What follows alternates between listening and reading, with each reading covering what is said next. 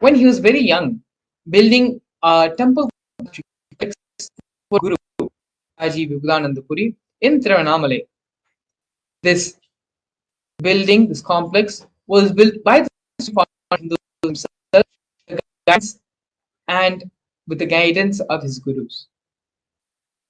In the year 2001, on the 14th April, Buddhism established the very first Kailasa temple monastery complex in Tiruchengodu, South India.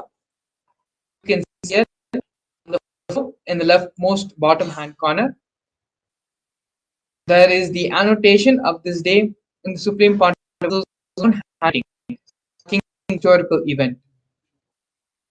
In the year 2002, on November 4th, at the age of 24, the Supreme Pontificate established Adi Kailasa Sarvanyapeetham in South India. By the age of 26, in the year 2009, the Supreme Pontificate starts conducting the mass living enlightenment initiation conventions, taking people through powerful cleansing processes. These programs happened and were conducted by the Supreme Pontiff of Hinduism all across the globe in various parts of the world, in India, in Africa, in Canada, and various parts of Europe as well. In the year 2006, at the age of 27, in the year 2005, at the age of 27, on April 18, the Supreme Pontiff of Hinduism welcomed the by the mayor of St. Louis in United States.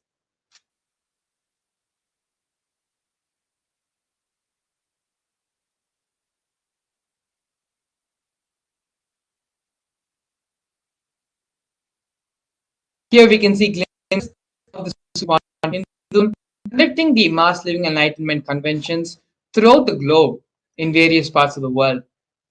We have here some of the Supreme Pontiff of Hinduism conducting the stress to de-stress discourse in Oklahoma Medical Baptist Center in the United States, as well as other conventions.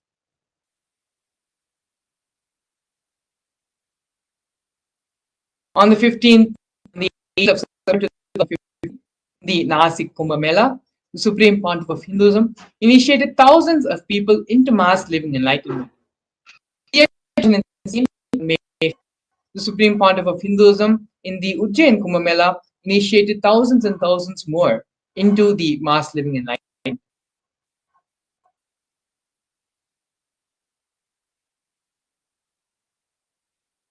Here we can see the various coronations of the Supreme Pontiff of Hinduism was very young. The Supreme Pontiff of Hinduism was ordained as the 233rd Guru Mahasannidhan Pontiff of Sarvanyapeetham, which is the Tondai Mandaladinam. In the year 2002, the Supreme Pontiff of Hinduism was elected as the Suryavanshi Samrajya. In the years following that, Supreme Pontiff of coronated as the Mahasannidhan Swargapuram.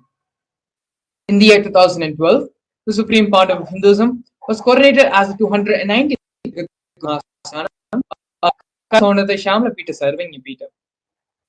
In the year 2013, during the Allahabad Kumbh Hinduism was coronated as the present Mahamandaleshwar, which is the supreme spiritual head of the Mahanirvani Akhada, which is the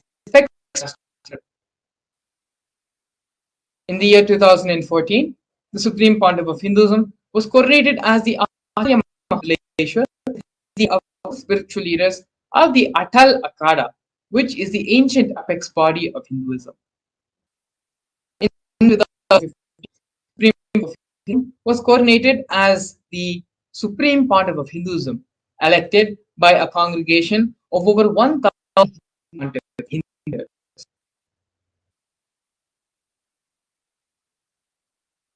Here we are now looking at the sovereign state of Kailasa.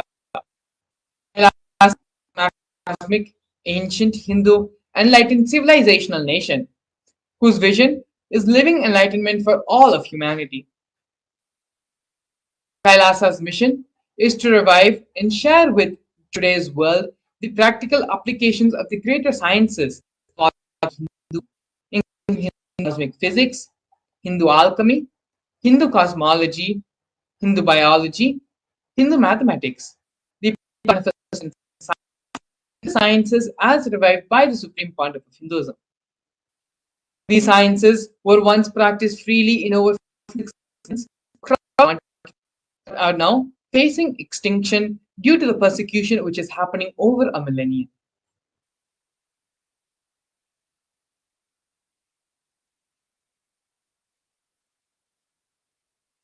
Here we have the 108 Sri Kailasas Uniting Initiatives, which are initiatives supporting a variety of humanitarian services by Sri Kailasa Uniting Nations, which collectively create a life, peaceful, sustainable, equitable, resilient, and thriving world. One of the first projects of the No Hungry Home project offered by Sri Kailasa Uniting Nations for nutritious food and a hunger-free world. Over the last 20 years, more than 1 billion meals have been served by Sri Kailasa. Every month for the past 27 years, the community has more than 3 million annadans. Annadan is the free organic meal service happening as per the tradition. The annadans were carried out in religious gatherings to everyone without discrimination.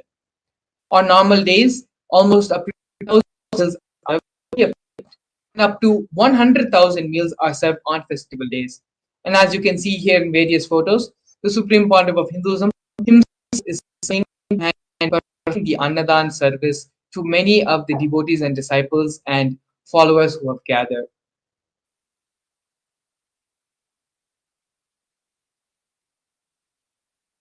The next initiative we are looking at is Kailasa's protective and preventive COVID care health by Kailasa Nations for affordable and holistic healthcare.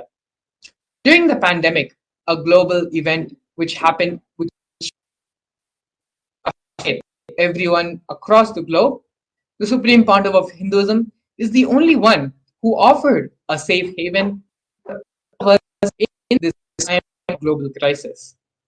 The Supreme Pontiff of Hinduism converted his monastery campuses into a multi-layer quarantine city, regardless of any differences in age, gender, caste, creed, ethnicity, color, social, food, shelter, internet, and free medical care. All of these basic facilities were provided free or around 30 million citizens followed Kailasa's 28-day spiritual regimen in the year 2000.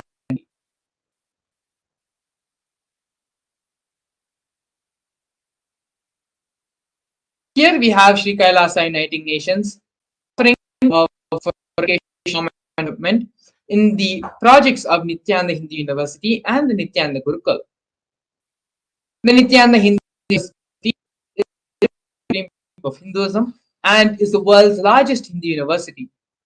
Nithyananda Hindu University has over 20 million students, 7,000 courses, and extended campuses in 150 countries. The Nithyananda Gurukul, which was inaugurated in December 2006, is the revival of an ancient Shaivite Guru-disciple education system by the Supreme Pontiff of Hinduism. System based on enlightenment.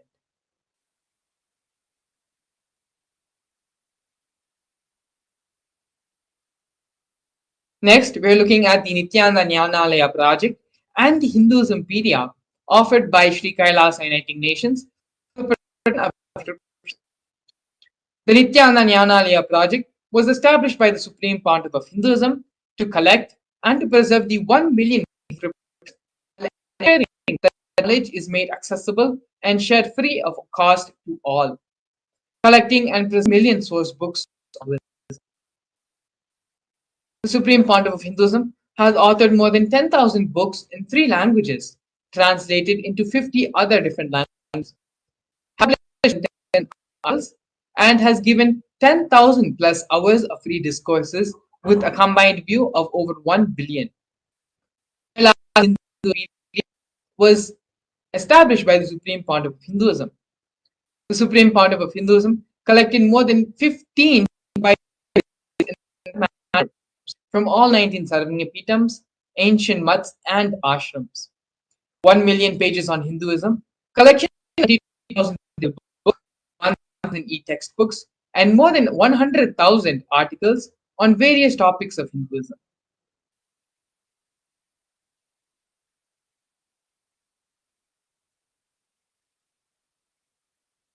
Here we have Sri Kailasa Uniting Nations for Global Peace and on the for World Peace. In the year 2009, the Supreme Pontiff of Hinduism organized a month-long peace walk 1 kilometers and 1,000 villages to bring together in harmony from all walks of life to promote feeling connected one among people. During the walk, health camps were conducted in villages along its path.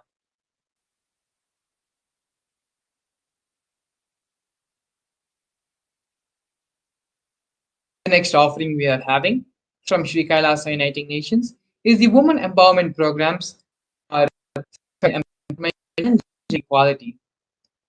Kailasa's Yogini Sarvanya Peetham established the yoga and meditation universities to improve life, emphasis on life solutions through Vedas and Agamas, empowering the indigenous rural women, fighting strong gender stereotypes, gender-based violence, and lack of inclusive and quality learning environments.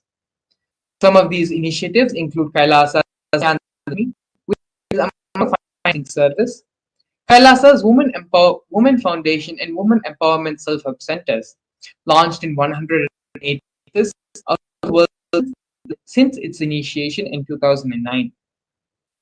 Kailasa's Ankita program, providing foundational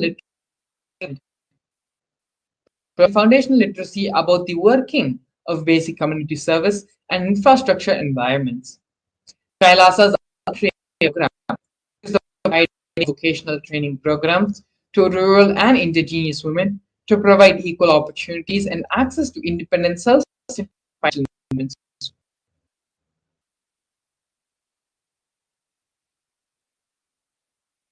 Next, we have the of Uniting Nations for Yoga. The Nithyananda Kriyas are 108 scientifically validated Kriyas specifically targeting 108 major diseases and disorders such as diabetes, arthritis, autism, and more. The Supreme Pontiff of Hinduism is also revived the ancient pole yoga, the Shivastamba yoga, and yoga, in which yogic asanas, postures, and weight balancing techniques are performed to create the yogic physiology aligned to phenomena that manifest superconscious powers. Not only that, but the Supreme Pontiff of Hinduism has also been awarded 2 Guinness records, the largest pole yoga classes, bringing worldwide attention to these extraordinary forms of yoga. These Guinness records were happened on the 8th of September and 3rd of October, respectively.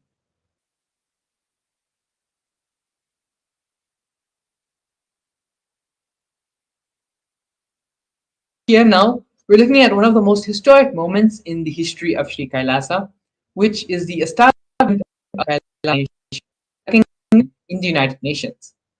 Kailasa, the first nation of Hindus, led by the Supreme Pontiff of Hinduism, Bhagavan Paramashivam, of the 2 billion global Hindu diaspora at the 14th session of the United Nations Forum on Minority Issues.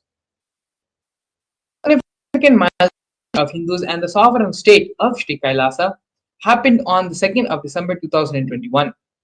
His Excellency Nritta, extraordinary and plenipotentiary of resolution of Hindus at the 14th session of the United Nations Forum on Minority Issues. The theme of the forum is and rights of minorities. This was the first time the plight of persecuted Hindu minorities was represented in animation. The systematic generational attacks on Hindu indigenous traditions were highlighted in this meeting.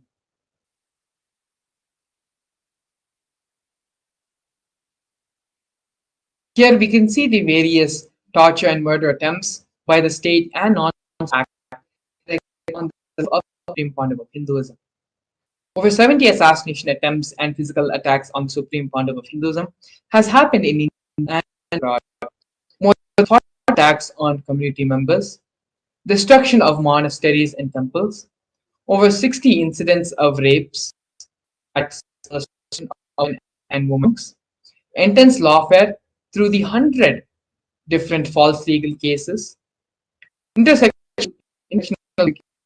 using the entire politically owned media, police and judiciary controlled by politicians, inciting mob violence through the social media. These are but a few of the many, many ways the anti-Hindu elements and anti-spiritual elements really executed and directly try to take away the life of the Supreme Pandav of Hinduism.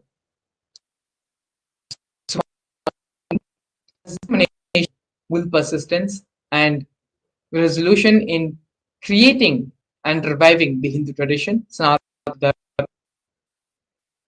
the illegal attacks and false persecution happening on the Supreme Pandav of Hinduism, established the nation for Hindus, the only nation for Hindus, to revive, protect, and maintain this tradition, as well as to give the superconscious breakthrough to the whole world.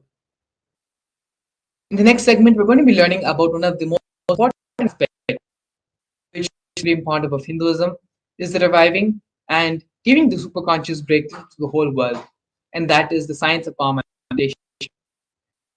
In the next segment, we're going to be learning about the science of power manifestation, the scriptural reference for the powers of the manifestation. How does the power manifestation work, as well as a live demonstration of the powers of and power manifestation. So please stay tuned.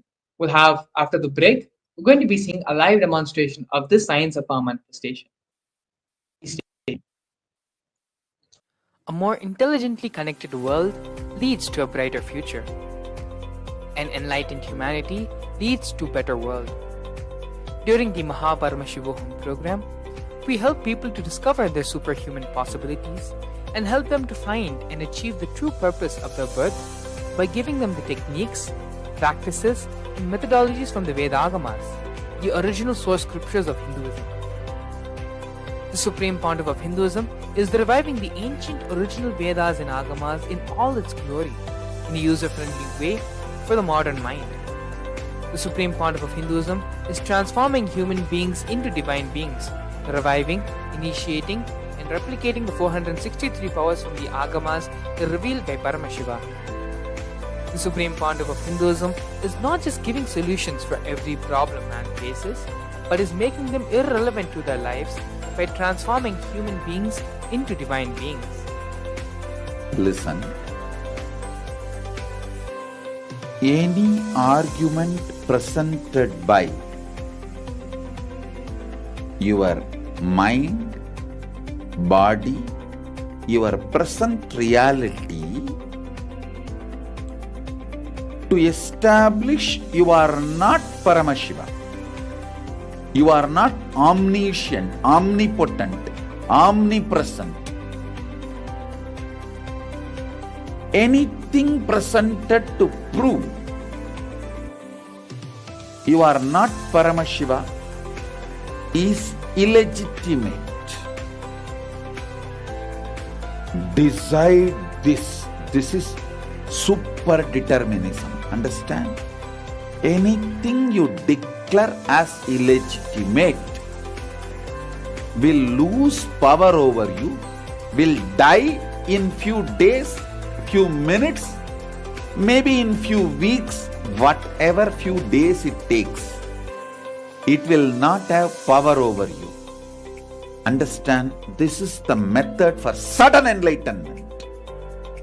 this is the method for sudden enlightenment. It happens by the Shaktipada. Here Paramashiva is sitting to tell you all, you are Paramashiva, you are me, with Shaktipada and Shaktinipada. The Dvitiya Vijnasa Krama is an extensive and thorough yoga sequence to prepare your body to receive the experience being given by the Supreme Founder of Hinduism. Through the yoga, which is aligned as per the source scriptures laid down by Paramashiva and the Agamas, you break all the impossibility in your body and in turn break the very cognition of impossibility. The probe beyond your human frame and limiting human ideas, which prevents you from living your highest possibility. I will reach you, whichever corner of the world you may be. I will reach you with enlightenment. Again I tell you, I am not here to prove I am God, I am here to prove you are God. Don't wait to become divine. Register now at paramashivoham.org.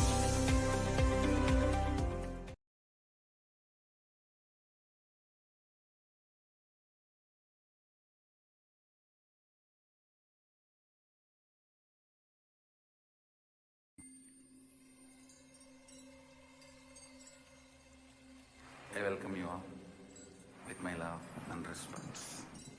Let you all open all your three eyes.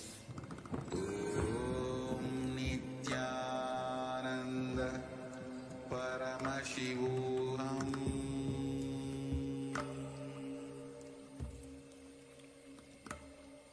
Om Nithyananda Paramashivam.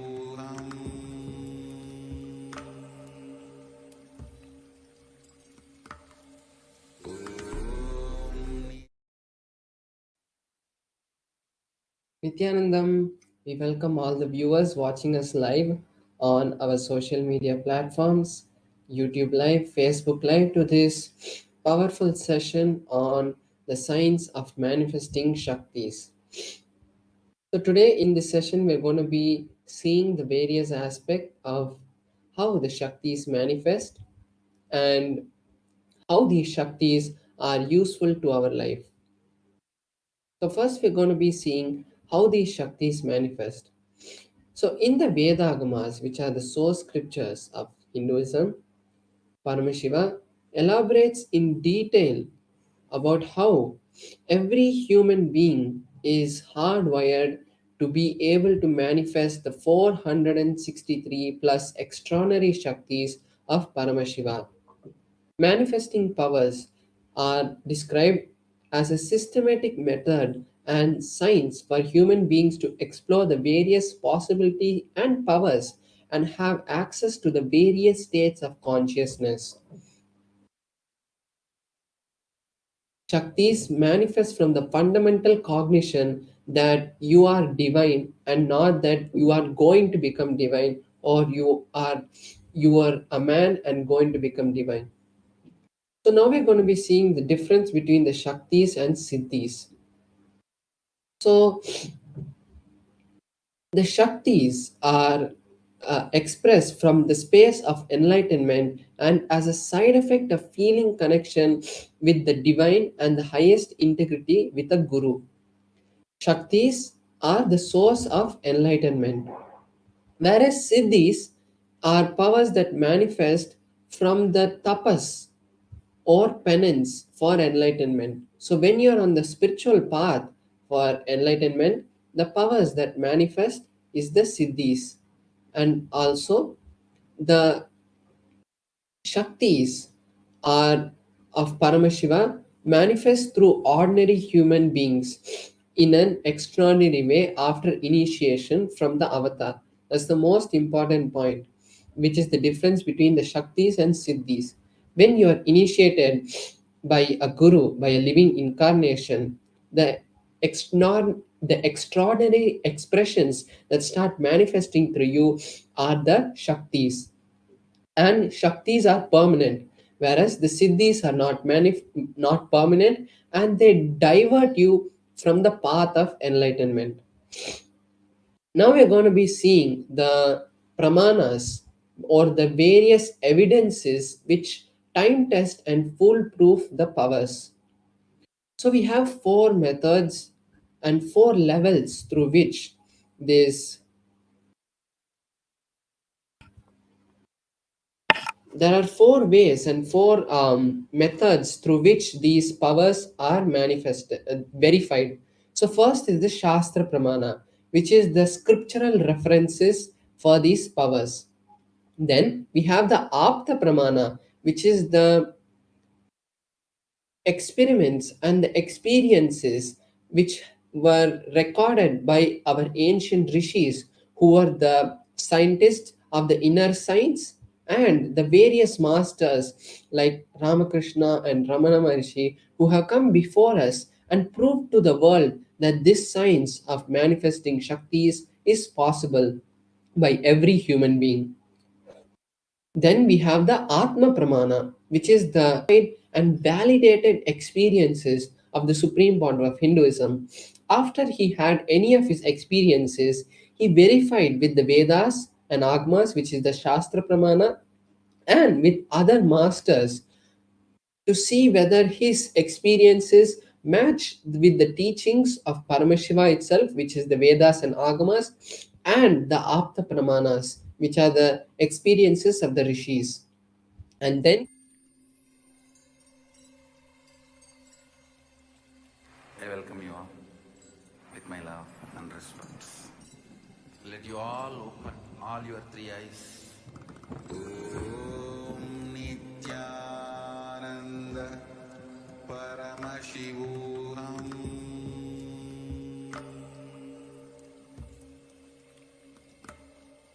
Om Nithyananda Paramashivam.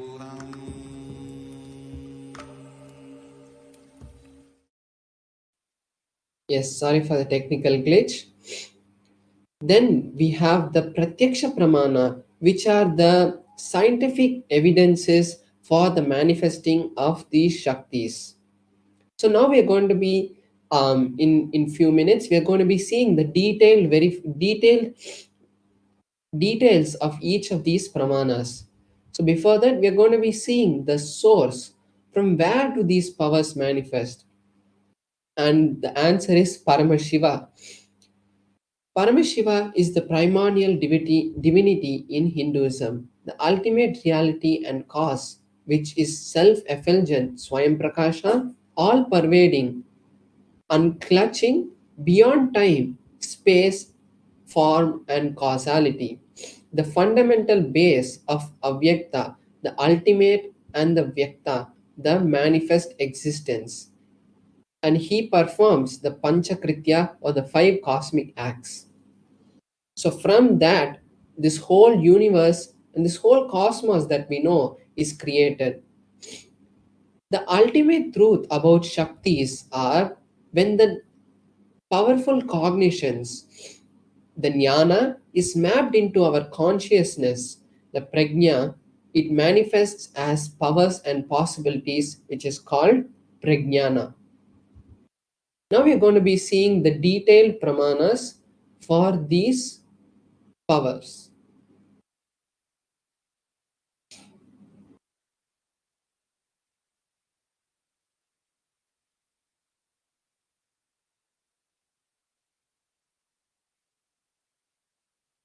So now we're going to be seeing the pramana for the power of third eye, which is from the Vijnana Bhairava Tantra. The Vijnana Bhairava Tantra is a scripture which is directly given by Paramashiva to Paramashiva Shakti, and after that it has been given to various other rishis and come down lineage by lineage from guru to disciple. So in the Vijnana Bhairava Tantra, the verse 34 tells us about the power of the third eye. The verse goes, Kapalantarmanonyasa Tishtanmilita Lochanaha Kramena Manaso Dadyat Lakshayet Lakshamuttamam.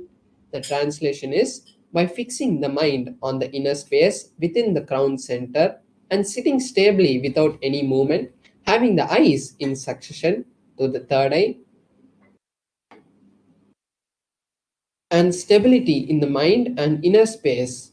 Through the power of the third eye, one directly sees the ultimate goal, Lakshyam, by having the vision beyond the sight, and that reveals any object or place, attaining the space of oneness with the source, Paramashiva. So we can see here how Paramashiva has given us a detailed instruction of how this power manifests. Now we are going to be seeing the Apta Pramana, which is the experiences of the various rishis, incarnations, and masters who have come in the past.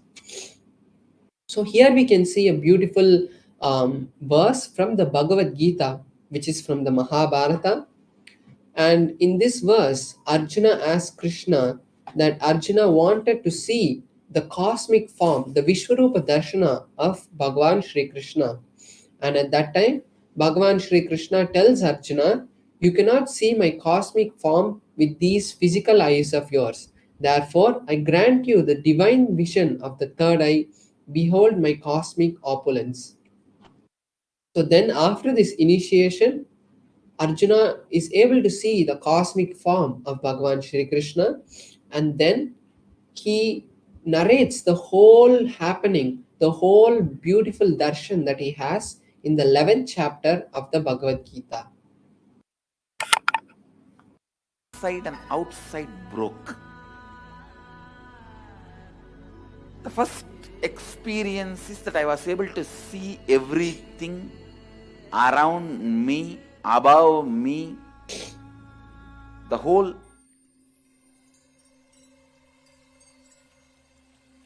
I welcome you all with my love and respect.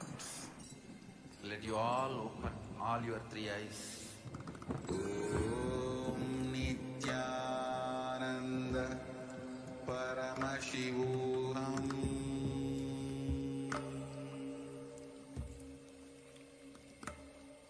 Om Nithyananda Paramashivam. Both I exist equally. Yes, so we're seeing the Atma Pramana, the setting, experience of the sun, Supreme Pontiff of rising, Hinduism. moon. So in the Supreme Pontiff of Hinduism's own words, he says, The whole quotes, Arunachala the hill, first experience that I was able to see everything around me, above me, the whole 360 degrees, 10 directions below me, everything I realized not only I was able to see, I was able to feel and experience all that is me. So we can see here Atma Pramana, exactly what the Shastra Pramana said, is being mapped as the Atma Pramana. Now we are seeing here the scientific study which was done on the third eye, directly on the Supreme Pontiff of Hinduism itself. So we can see here a picture of the Supreme Pontiff of Hinduism itself going through the scientific study, and they wanted to see how the third eye is working. So they had done the positron emission tomography, which is the PET scan on the third eye, on the brain, and they had found that almost 90% of the brain activity had suddenly concentrated in the frontal lobe region, which we call the third eye.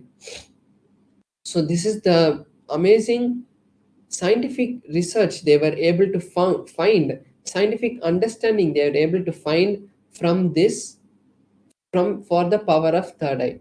Now we are going to be seeing a power which manifests from the space of the third eye, which is the power of consciousness over matter. So first we'll be seeing the Shastra Pramana.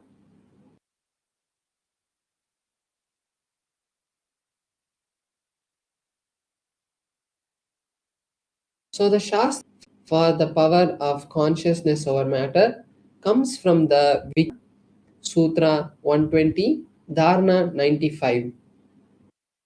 क्वचिद् वस्तुनि विन्यस्य शनैर्दृष्टिं निवर्तयेत् तज्ज्ञानं चित्तसहितं देवि शून्यालयो भवेत्. Bhagavan Paramashiva says, having fixed one's eyes on a particular object, Vastu, one should slowly withdraw the sight from the object as well as slowly eliminate the knowledge of that object along with the thoughts and impressions. Then, O Devi, one abides in Shunya, the state where there is nothing other than this exists, which is the state of all inclusiveness or infinity. So here, for the power of consciousness over matter, Bhagavan Paramashiva is giving us the detailed instructions of how first we fix our gaze on the particular object and then we bring oneness with that object. And because we remove all the thoughts, impressions, every idea that we have about that object, so we start to feel that oneness. And then when that happens, we are able to connect with that object and we are able to move it. So this is the power of consciousness over matter. So now we are going to be having a live demonstration of this power where I will be manifesting this power for all of you. So here I have my Atmalinga and I'm going to be placing my Atmalinga on my hand, and with the power of the Mahavakya I'm going to be making the Atmalinga to stand. So this is not the power is not just making an Atmalinga stand or anything. The power is really when you start connecting with Paramashiva, you are able to have the divine darshan of various manifestations of Paramashiva happening in our life. Because when we speak to a deity or something like that, we are not able to actually have the direct connection.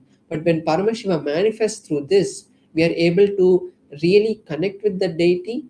And when we manifest, we come to the space of ultimate Advaita, highest Advaita. So when that happens also, we can manifest any reality that we want. Anything that we want to manifest in our life can be manifested from that space.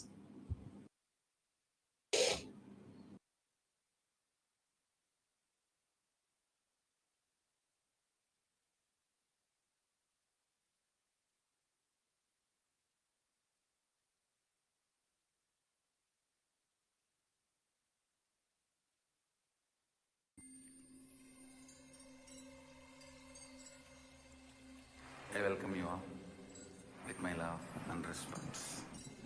Let you all open all your three eyes.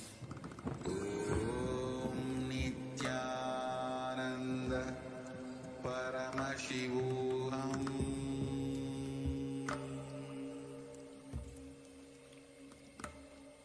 Om Nithyananda Paramashivam.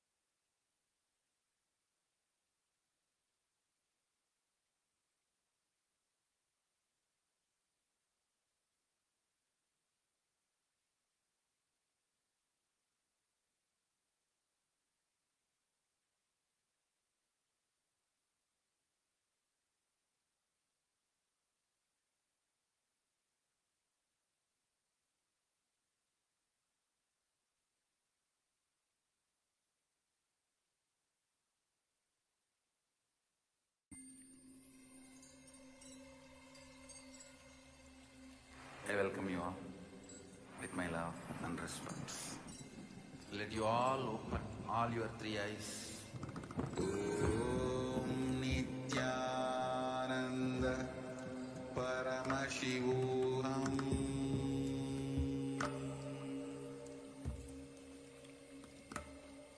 Om Nithyananda. So sorry for the technical glitch. I hope all the viewers are able to hear us now.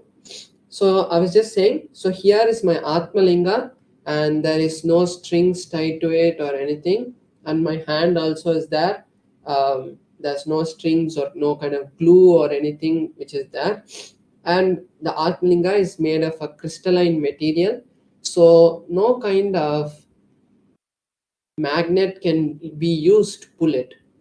And I have this tissue paper just to make sure that to verify and show the viewers that when the Atmalinga is moving, there is no kind of movement which is happening. So you can see that even when I move the tissue paper, there's no kind of strings which are tied to this.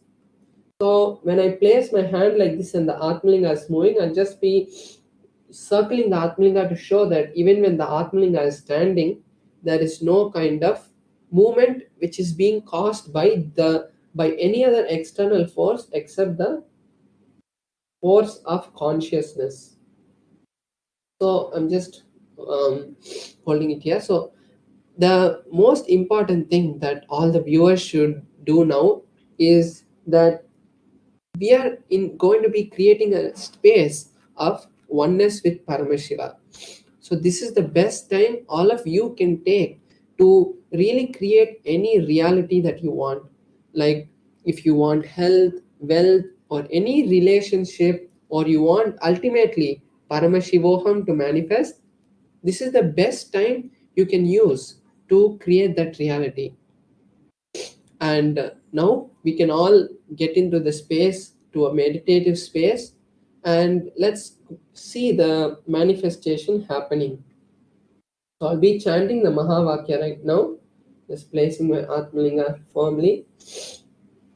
So I'll be just showing you now. I'm circling my Atmalinga, and you can see that there is no movement which is being caused by by this or by anything else.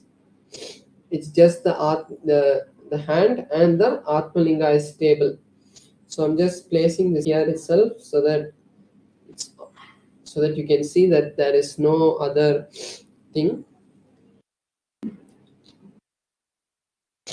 So now I'll be chanting the Mahavakya, and all of you can also join me, and we can manifest the reality that we want.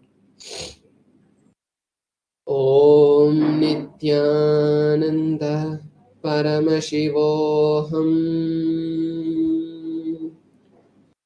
Om Nithyananda Paramashivoham. Om Nanda Paramashivoham.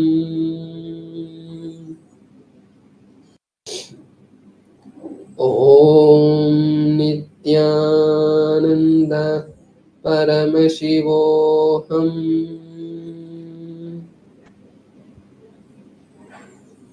Om Nithyananda Paramashivoham. Om Nithyananda Paramashivoham.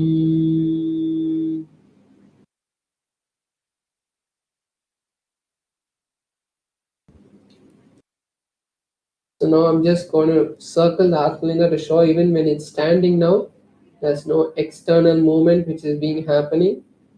It's just directly the Atmalinga moving. Om Nithyananda Paramashivoham.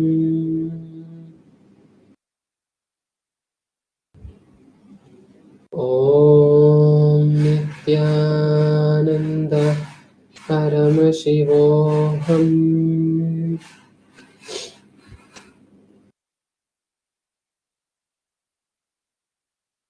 Yes, so we had the beautiful power manifest.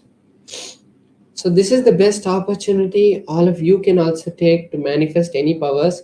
Every day we are going to be having this session for the YouTube and Facebook viewers and satsangis who are watching us every day, and having the beautiful darshan of the various Bhava Samadhi darshans happening every day. So now we are going to be moving into the next segment where we are going to be learning deeper truths about today's Bhava Samadhi Darshan. And today we're going to be having a very beautiful and intense, powerful Bhava Samadhi Darshan where directly the form of Sandhya Murthy and Nataraja is going to be manifesting through the supreme point of Hinduism. So now we'll be back with you after a short break, and meanwhile, you can take the time to create an intention for Paramashivam because we're going to be having exclusive sessions. We are having the Alive Bhava Samadhi Darshan so that all of us can get ready and prepare our space to really imbibe that extraordinary the supreme point of Hinduism gives us, because it's not just sitting in front of the camera. You are really being watched by the supreme pontiff of Hinduism. He can see you, and as he is the Nijavatara of Paramashiva, he is living in all our hearts also as the Antaryami. So let us all take this beautiful time to register ourselves as the register ourselves for Paramashivoham, and we'll be back with you after a short break. Thank you, Nithyananda.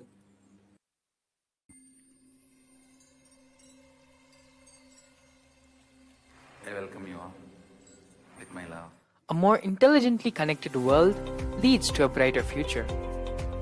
An enlightened humanity leads to a better world.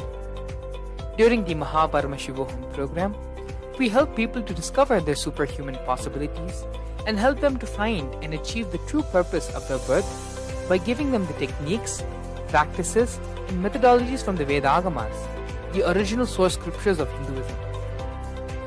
The Supreme Pontiff of Hinduism is reviving the ancient original Vedas and Agamas in all its glory, in a user-friendly way for the modern mind. The Supreme Pontiff of Hinduism is transforming human beings into divine beings, reviving, initiating, and replicating the 463 powers from the Agamas revealed by Paramashiva. The Supreme Pontiff of Hinduism is not just giving solutions for every problem man faces, but is making them irrelevant to their lives by transforming human beings into divine beings. Listen. Any argument presented by your mind, body, your present reality to establish you are not Paramashiva. You are not omniscient, omnipotent, omnipresent. Anything presented to prove you are not Paramashiva is illegitimate. Decide this. This is super determinism. Understand? Anything you declare as illegitimate will lose power over you, will die in few days, few minutes, maybe in few weeks, whatever few days it takes.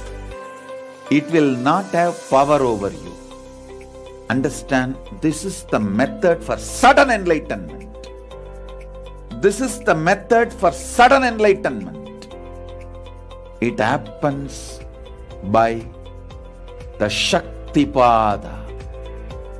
Here Paramashiva is sitting to tell you all, you are Paramashiva, you are me, with Shaktipada and Shaktinipada. The Dvitiya Vijnasa Krama is an extensive and thorough yoga sequence to prepare your body to receive the experience being given by the Supreme Pontiff of Hinduism. Through the yoga, which is aligned as per the source scriptures laid down by Paramashiva and the Agamas, you break all the impossibility in your body and in turn break the very cognition of impossibility. The program leads you to go beyond your human frame and limiting human ideas, which prevents you from living your highest possibility. I will reach you wherever you are, whichever corner of the world you may be. I will reach you with enlightenment. Again I tell you, I am not here to prove I am God, I am here to prove you are God. Don't wait to become divine. Register now at paramashivoham.org.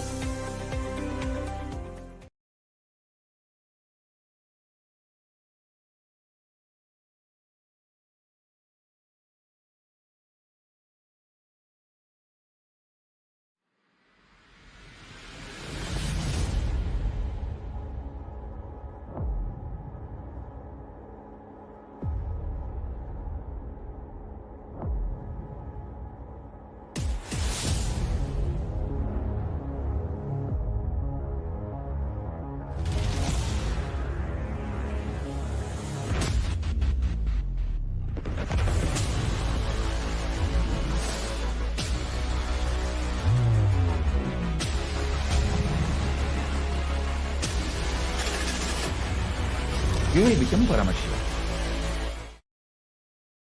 Namaskar everyone. Witness beautiful manifestation demonstration by Paramashivam Maharaj, who through the power of consciousness over matter and with the great Paramashivam Maharaj was able to become one, be in the space of oneness with his Atmalinga, of from horizontal position to a vertically standing position without touching it, without doing anything, just with the simple power of and being in this. This is just one of the many. I welcome you all with my love and respect. Let you all open all your three eyes.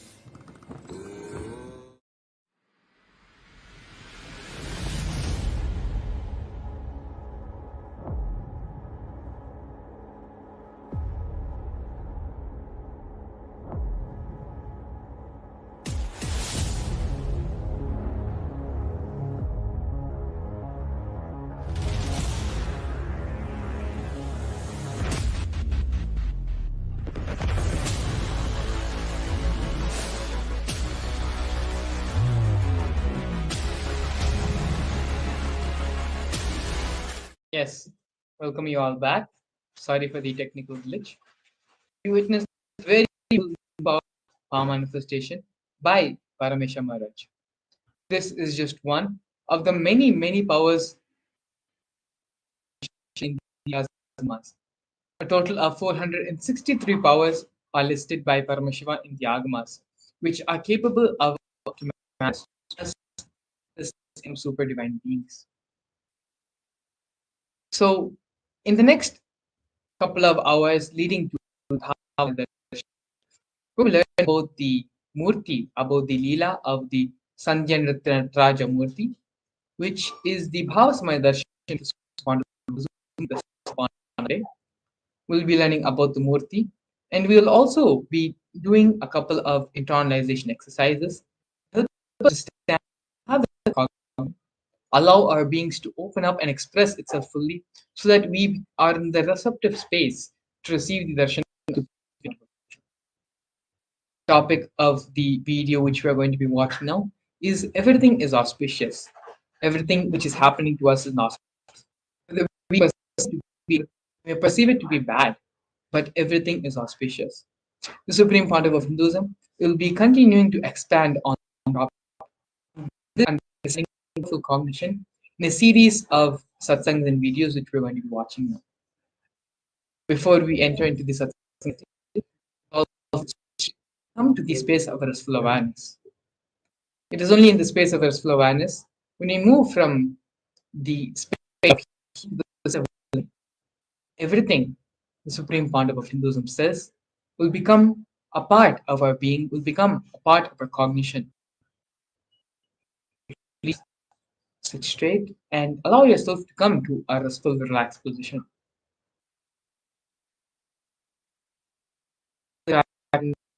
Just anything which is possible of distracting you, keep everything aside and just be and sit with yourself. us now enter into the satsang.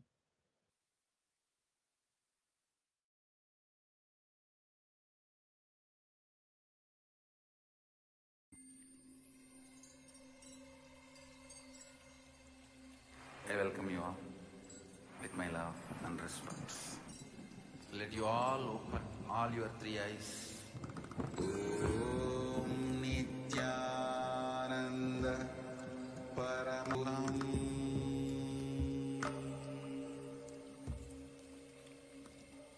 Om Nithyananda Paramashivam.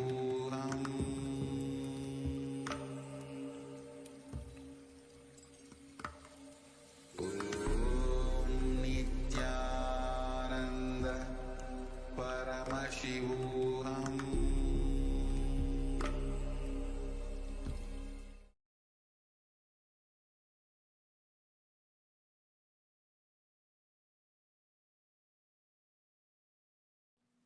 Next, Sandhya Nritta. See, Sandhya means the day and night meeting, and destruction, pralaya, and creation meeting. For you to understand roughly, you can roughly understand as ice age. During every ice age, he dances the cosmic dance. That is called Sandhya Tandava. Listen. Whenever you feel everything in your life is falling apart, suddenly business is collapsing, wife is leaving, and kids are not listening to you. It's almost like your whole life is going. What do you think as your life is going? Health is failing. Whenever you feel that pralaya is happening in you, meditate on this Sandhya Nritta Murthy. Invoke him. Mahadeva, you are doing your Sandhya Nritya in my life. Just show me you are doing the Sandhya Nritya. That's enough. He will simply manifest auspiciousness in you. Listen. He just wants you to know he is doing Sandhya Tandava in your life. If you recognize it, you will say, all right, come on. Now, it is time. Let's start the creation. Let the new yuga start. Let the new universe manifest. Let the new life manifest. If you want new life to manifest in you, connect with Sandhya Tandava Murthy. Nritta means Tandava. Sandhya Nritta Murthy.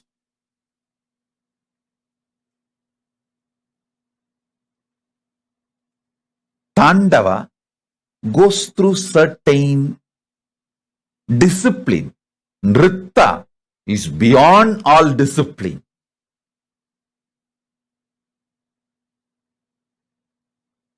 So, if you feel things are falling apart in your life, connect with Sandhya Nritta Murthy.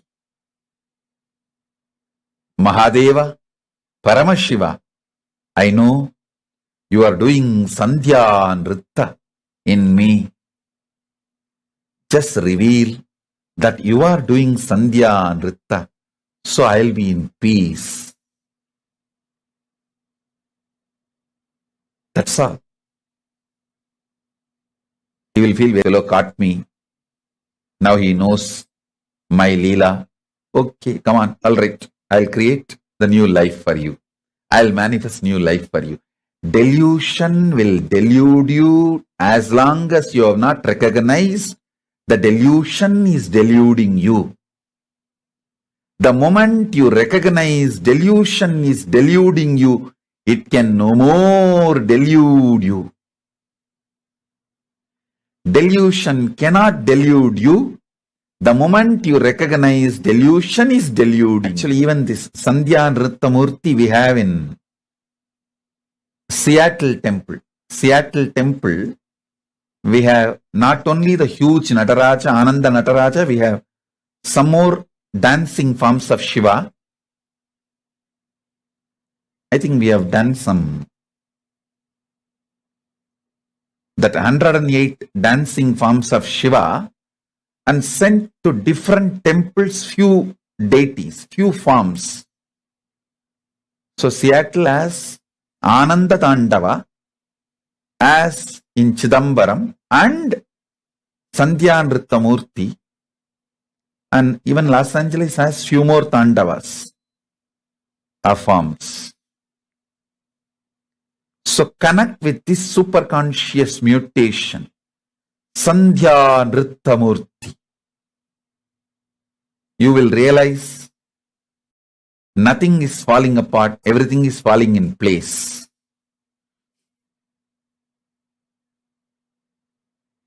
If you know Paramashiva, you will know everything falls in place. If you don't know Paramashiva, you may be deluded thinking everything is falling apart.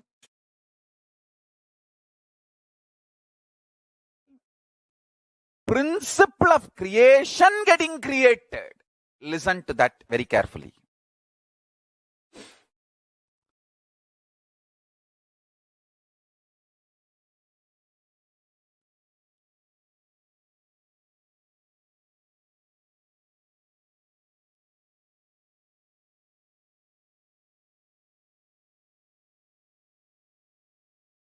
Listen intensely.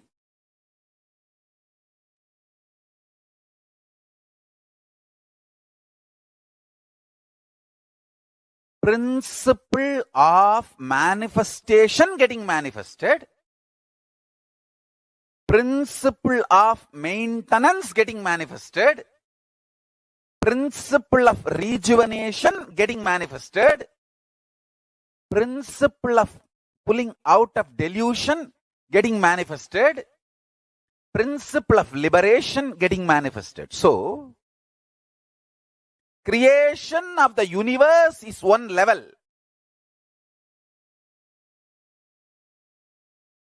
Principle of creation getting created. Creation energy getting created. So, the permutation combination of all these 5 into 5 is 25. All the 25 happening in you now. Now. Listen. If you meditate on this, you will understand. Some people manifesting in your life is creation. Some people leaving your life is rejuvenation. Some people getting back to your life is pulling out of delusion. Some people are adding bliss, joy to you, and you adding bliss and joy to them is liberation. All this, understand, whether it is people, places, object, health, anything you experience, it is all just the 25 principles manifesting happen. If you are fighting with that happening, you are Jiva. If you are master of that happening, you are Shiva. If you sit now and complete with all these 25 happenings in your life, internally, externally, some good things getting created. Some things which you think as good getting destroyed, rejuvenated. Some things getting pulled out of delusion. Some things getting liberated. Listen carefully. Everything happening in you is auspicious. If you understand that, you are Shiva. Everything happening is auspicious. I tell you, once you are initiated,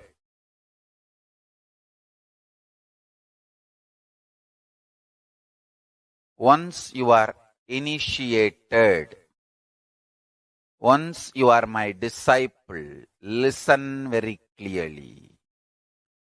Even if you think in your life things are falling apart, they are falling in proper place. Understand?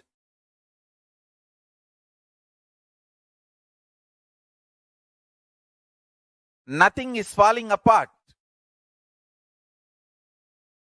They are all falling in place.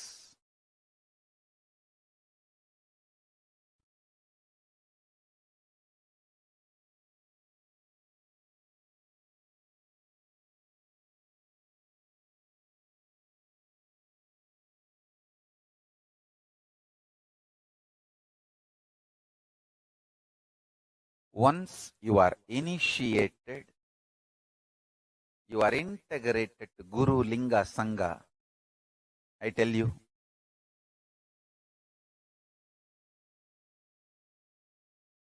nothing falls apart. You may, even if you think things are falling apart in your life, they all fall in place. Understand that. Nothing falls apart. Everything happening is auspicious. Everything is falling in place for the higher purpose. I tell you.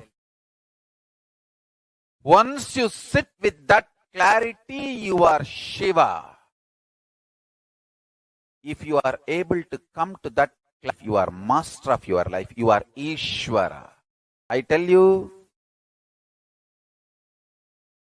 whoever is constantly in firefighting mode internally lives as Jiva. Whoever lives in ferocious mode internally lives as Shiva. So be very clear. If you are suddenly having lottery, wealth is getting manifested. If you are losing some money, the destruction of wealth is happening. But that does not mean you are a loser or something is wrong with you. You are Paramashiva. Things are not falling apart. Things are falling in place.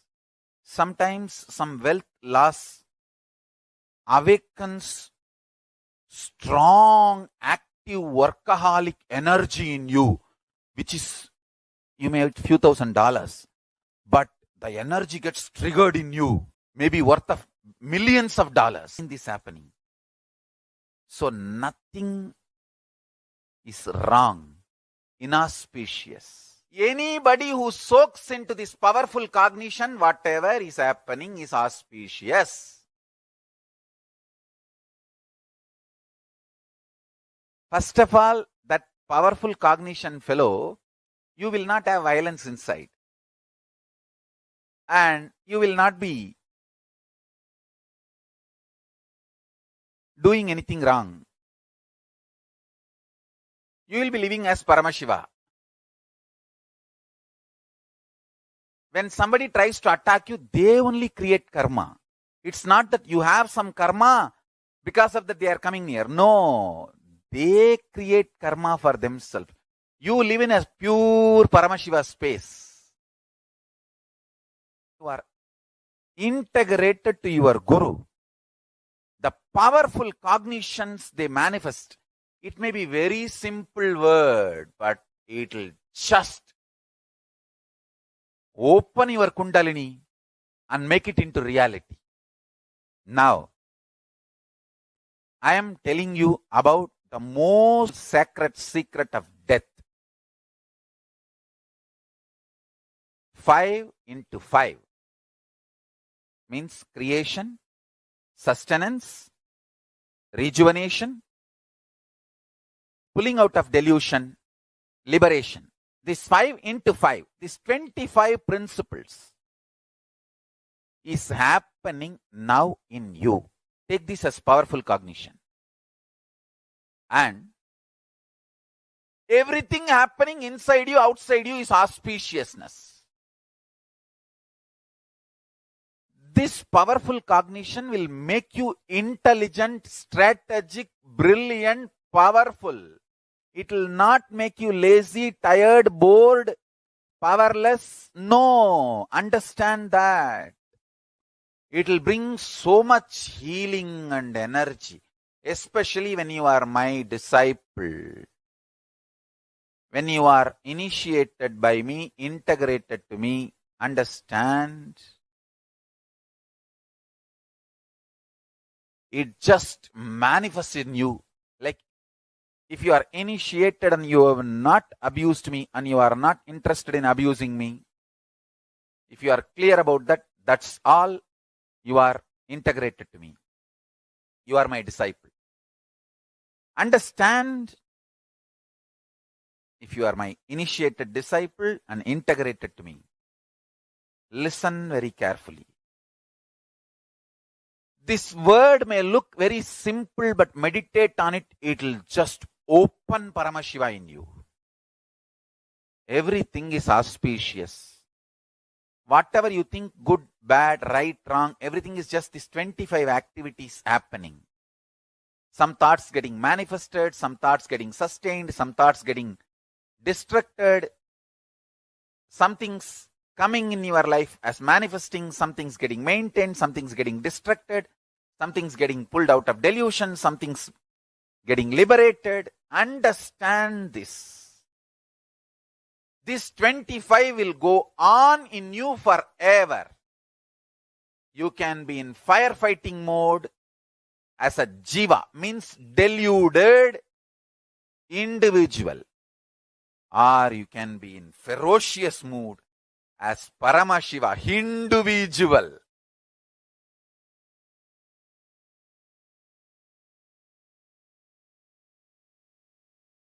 Be Paramashiva. With the clarity, everything happening is auspiciousness. Be individual, not individual. He manifesting through individual is individual. Understand? He manifesting through individual is individual. Understand? I tell you, with my tremendous love,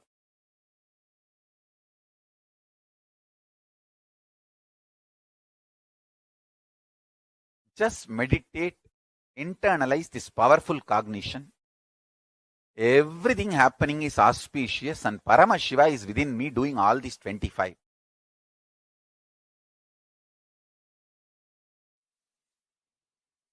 Your body, physical body,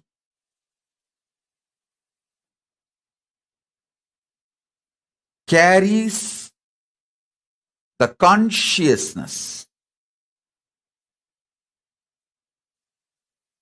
I use new word called Divya Sarira. Consciousness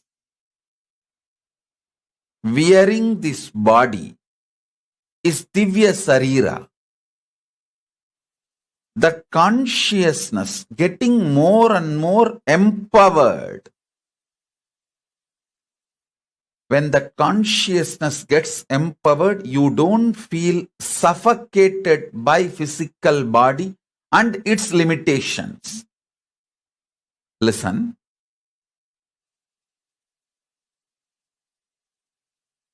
If you are Divya Sarira,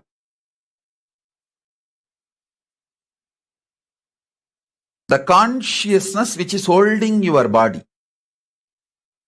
if that is empowered, you don't feel suffocated, limited, reduced by your body. Please listen.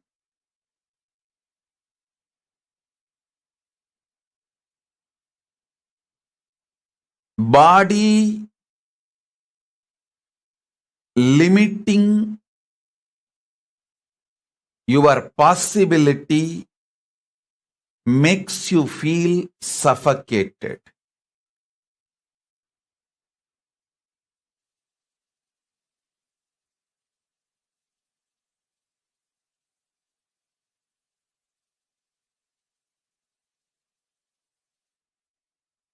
not only the great powerful cognitions and understandings about the secrets of the cosmos, all spiritual practices are focused with the purpose of empowering your Divya Sarira. Listen.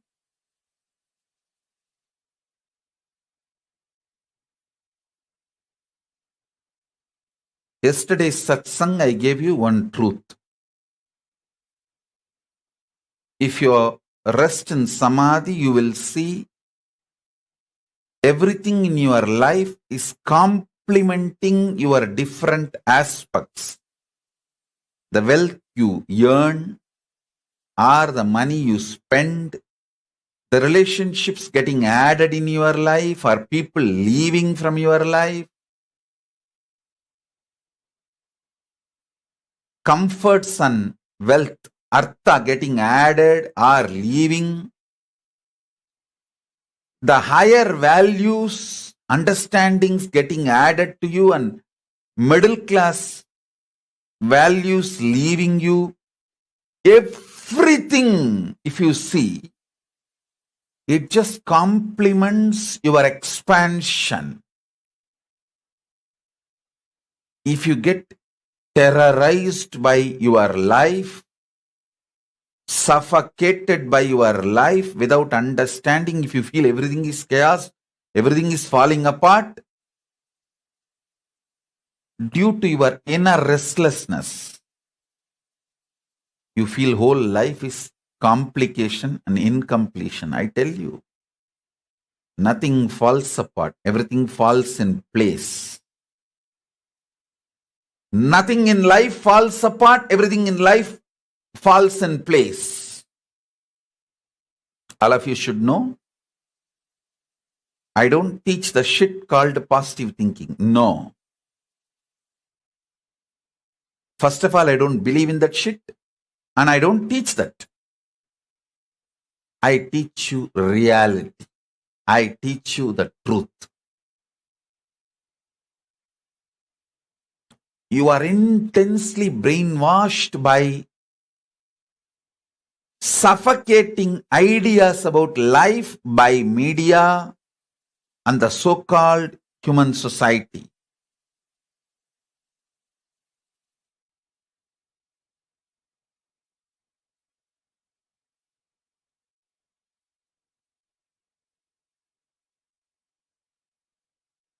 Whenever I sit in Samadhi and watch,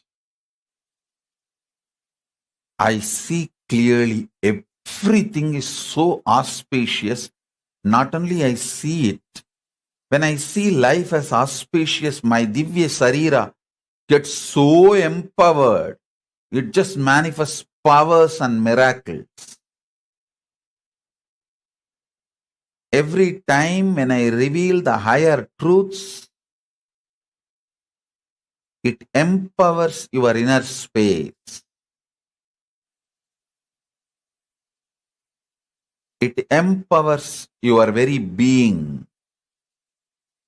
Empowering your Divya Sarira is the job I do day in and day out.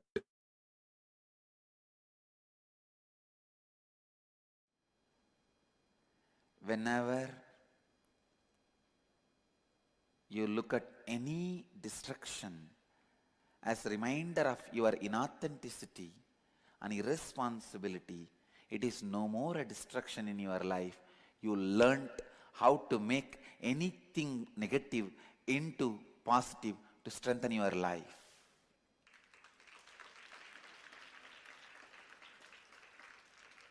If you are able to make anything negative into positive, the moment it enters in your life, you are Shiva, causeless auspiciousness. Listen. Intense integrity brings you the space of positivity, because if you are integrated constantly, you will be looking at the words you utter to you and to others. You will weed out all the negative prophecies, negative commitments you are giving to you and to others. This will leave you with the prasada of positively positive space, real positive space, and authenticity gives you the prasada of space of possibility. Just a space of possibility. When Rudra comes, face him with integrity and authenticity, he becomes Shiva. Rudra becomes Shiva, causeless auspiciousness.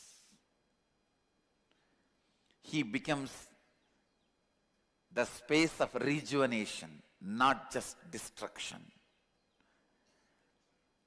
When he becomes the space of rejuvenation, he is no more destruction. The word does not suit him.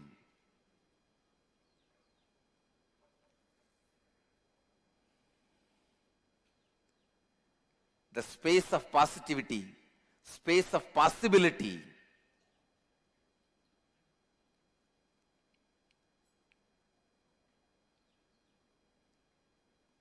makes Shiva happen in you. Shiva happen in you. Shiva happen in you.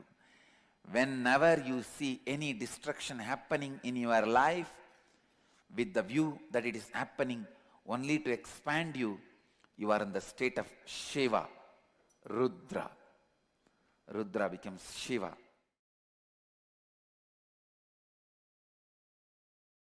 Carefully. Understand, sometime you may say, oh Swamiji, the universe does not make sense to me. It does not need to make sense to you. It is not obligated to make sense to you. You are obligated to make sense to Paramashiva. Understand, you deciding to make yourself sensible to Paramashiva is surrender to Paramashiva. I decided I will make myself sensible to Paramashiva. I will not bother whether Paramashiva makes sense to me or not. That is surrender. Paramashiva is no way bound to make sense to me. Universe is not obligated to make sense to me. I am only obligated to make sense to universe. I am obligated to make sense to Paramashiva. My behavior, my lifestyle, my thought currents, me, I am supposed to make myself sensible to Paramashiva. Paramashiva is no way obligated to make himself sensible to me. When I decided this, Paramashiva started manifesting. Make this decision on this Auspipavali day. Understand, this is I am revealing the most internal, deepest sacred secret. Decide. Life, Paramashiva, universe, Jiva, Ishvara, Jagat. The Jiva means the individual existence, soul, Atma of me. Ishvara means the cosmic soul. Jagat is cosmos. These three put together is Paramashiva. All this is not at all obligated to make sense to me. I am only obligated to make sense to Paramashiva. That is surrender. When I decided that, suddenly I saw everything started making sense to me and he started manifesting through me. I became insider. Understand?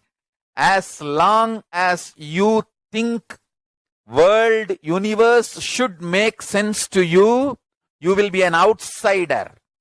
When you decide, universe is no way, Paramashiva is no way obligated to make sense to you.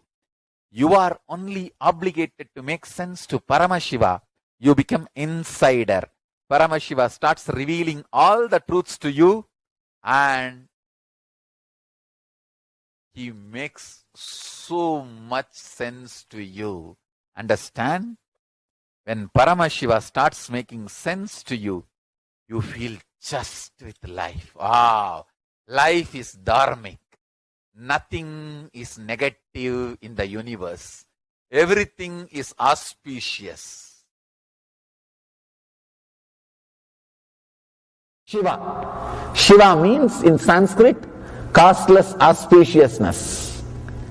And you'll be surprised to know some more details. In Sanskrit, the word for destruction, literally if you translate, it is not destruction. It is, the word means samhara. That is the word we use. That word means rejuvenation, creating place for new things happening. Wrongly we translate the word samhara as a destruction. The exact that Sanskrit word means creating new space for new things to happen. Rejuvenation. Even destruction can be looked from different dimension. Even destruction can be looked from different dimension. Rejuvenating or creating new space for better things to happen. Even the disease which happens to your body just creates a new space so that you can start having new body. You can get ready to live a new life. You can just restart the whole thing. So actually, restarting the whole thing can heal many of your wounds.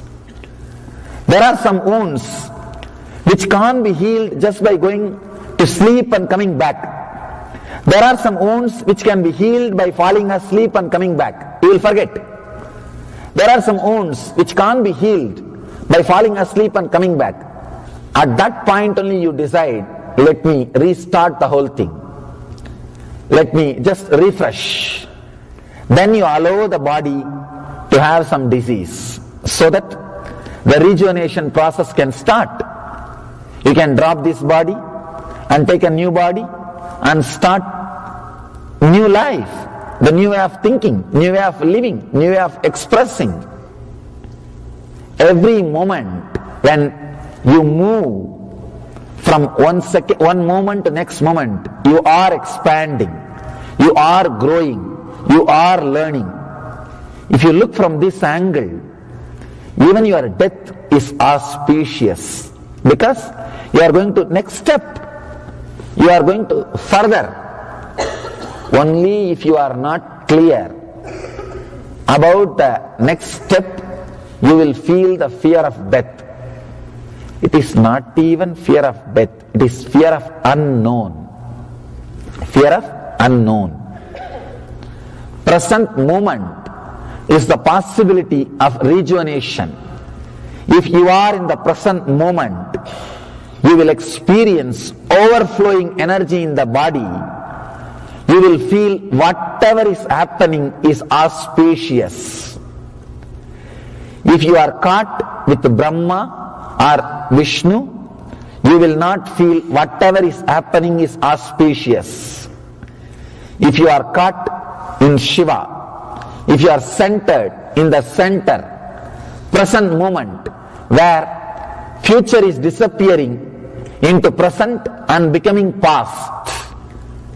If you are in the present moment, in this moment, you will become like Shiva, who is rejuvenator, who is constantly creating space for new things to happen. You will be fearless the moment you are fearless about the things happening. You will feel everything happening around you is costless auspiciousness. As long as in future you will feel insecure, fear. If you are caught in the past, you will feel things are inauspicious, life is dull. In the present, one more thing, if you are in the present, you will see very clearly the future which is coming inside you and becoming past leaves so much energy in you. Every moment you are just overflowing with energy. If you are caught by future, you are in fantasies, means castles in the air, no energy. If you are caught in the past, you are just a stone, a rock which can't be moved, dead, no energy. If you are caught in the future, air. If you are caught in the past, dead rock. If you are caught in the present, if you are centered in the present, you will be a flowing river, water. You will be just a flowing river. You will be just a flowing energy. Whoever is in the present moment, just swallowing the future and making it as a past consciously, will be overflowing, bubbling with energy. The Mahadeva, Shiva, who represents the rejuvenation process, are creating space for new things to happen, costless auspiciousness. If you are centered in the present moment, you will be beyond fear, your Kundalini will be awakened, you will be radiating the costless auspiciousness. The person who achieved that state, who is centered in the present, only he is worshipped.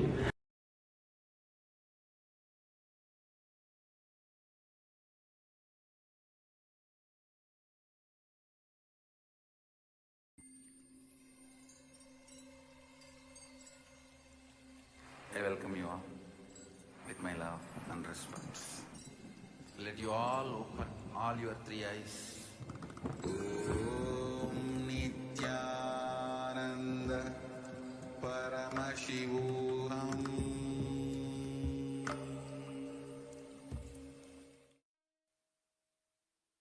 Yes.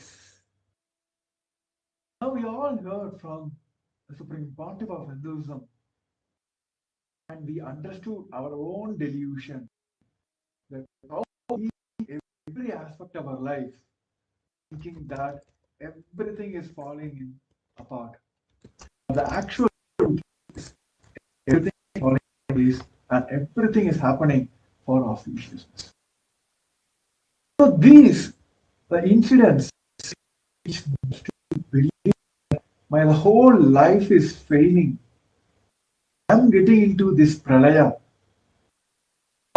All the space till now, the delusionary space we cherished, these are sitting inside us and not letting us manifest our reality and not allowing us to enjoy the life as the whole lila is happening. So now let us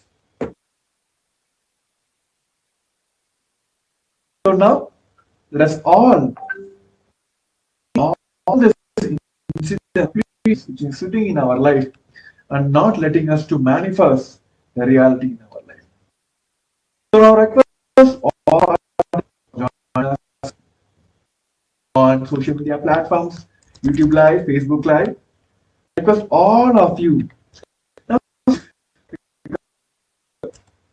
pen down the three incidents in your life. You felt everything in life. Some may have felt that the business is collapsing, your health is failing, all the relationships around you, it's all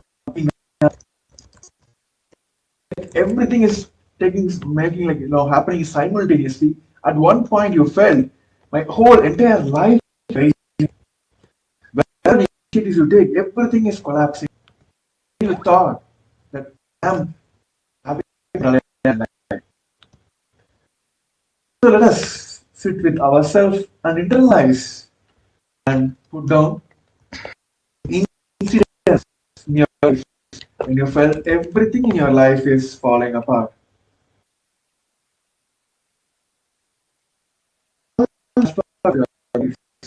Or falling apart. Because all the participants sit down in seat.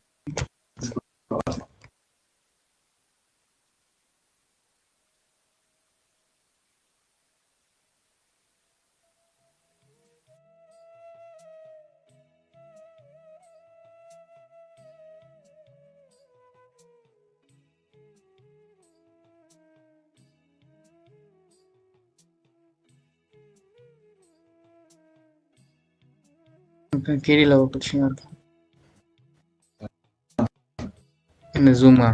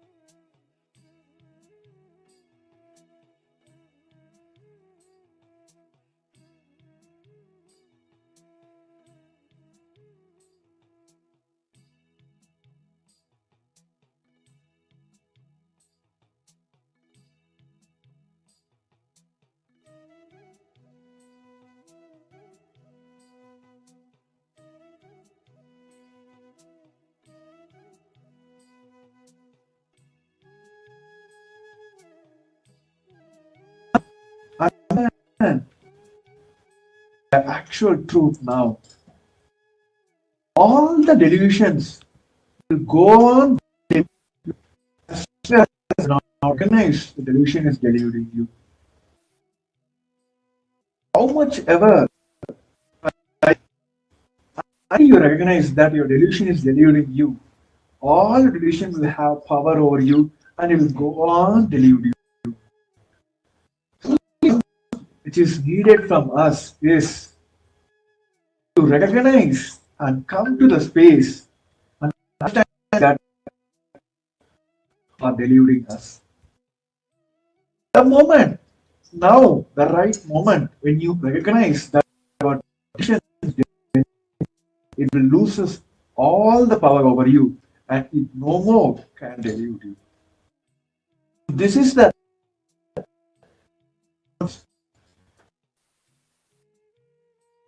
to consciously decide and recognize that all decisions are being.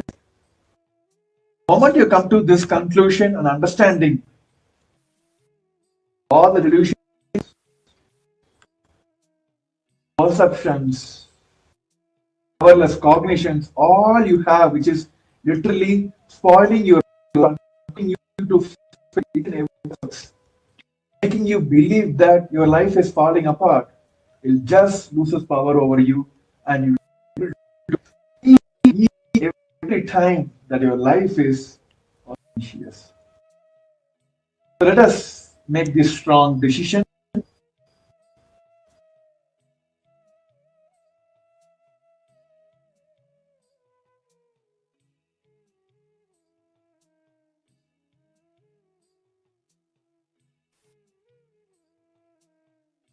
Bend down and ferociously identify all the delusions that is causing the pralaya inside you.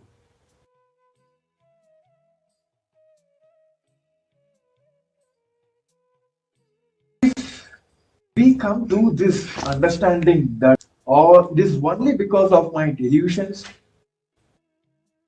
still not recognizing that my delusions are taking power over me, only because of first and come to the reality that my life is auspicious.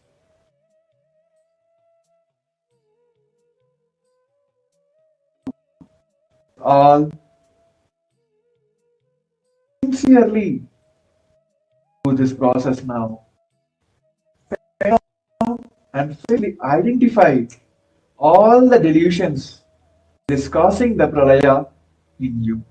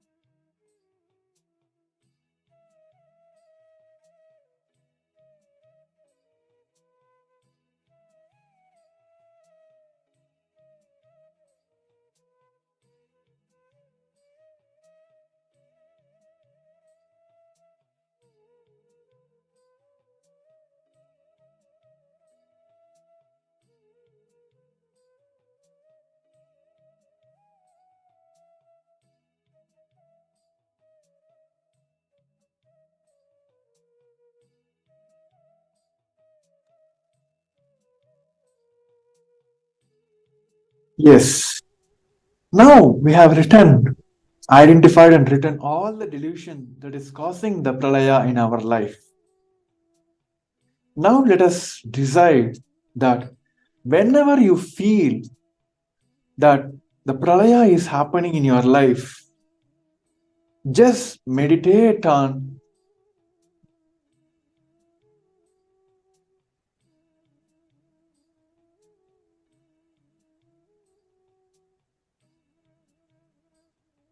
oh yes, sorry for the technical glitch. So yes, Paramashiva has revealed, the Supreme Point of Hinduism has revealed that whenever you feel that pralaya is happening in you, just meditate on the Sandhya Nritta Murthy. Just invoke him and say, Mahadeva, you are doing your Sandhya Nritya in my life. Just show me you are doing the Sandhya Nritya. That's enough. He will simply manifest the auspiciousness in you. This one powerful cognition that just meditate on him, the Sandhya Nritta Murthy, and allow him and tell him that, yes, Mahadeva, you are doing this cosmic Leela in my life. Just show me that. Surrender everything to him. Just meditate on him. He will just bring auspiciousness inside you. This powerful cognition, this one powerful cognition can bring tremendous changes in our life. And you literally feel everything, each and every moment, whatever is happening in your life, you will just feel everything is happening for auspiciousness. So yes, with this, we'll be coming to the end of this segment.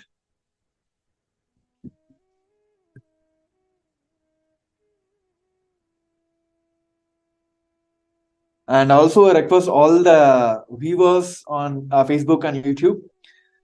And now we'll be entering into yet another segment, which says, what is the benefit of all this Bhava Samadhi Darshans that Supreme Point of Hinduism is giving us during this upcoming Paramashivam, and also what is this current world is facing as a problem, and what is the solution Kailasa is offering through the Paramashivam. So I request all the participants, you can take a few seconds, a few minutes to share the live to all your friends and families whom you feel they should get the benefit of this Paramashivam. And also you can share on your social medias how this one breakthrough, one understanding gives a breakthrough in your life. So let's take a few moments and quickly share the live to all our friends and families. So all of us will have the best Paramashivam, which is directly given by the Supreme Pontiff of Hinduism, a 21-day program, awakening all of us to the superconscious breakthroughs.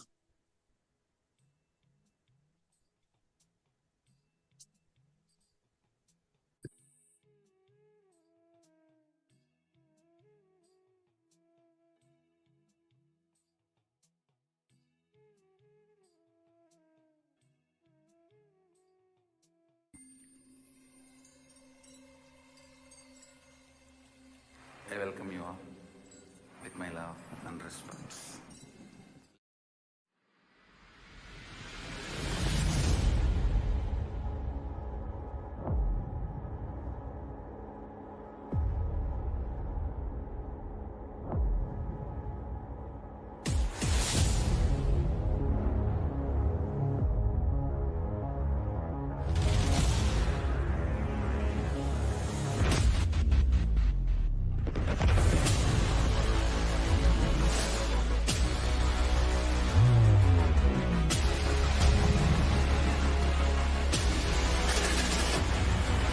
You will become Paramashivam.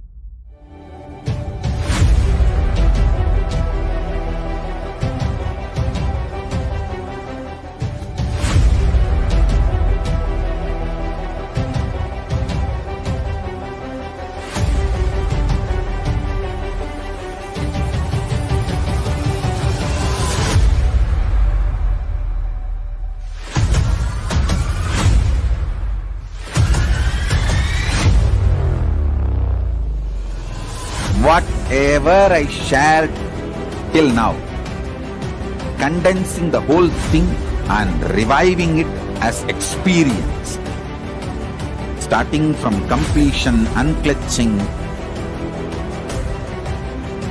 power manifestation, the states of consciousness, and the planes, multiple planes, everything.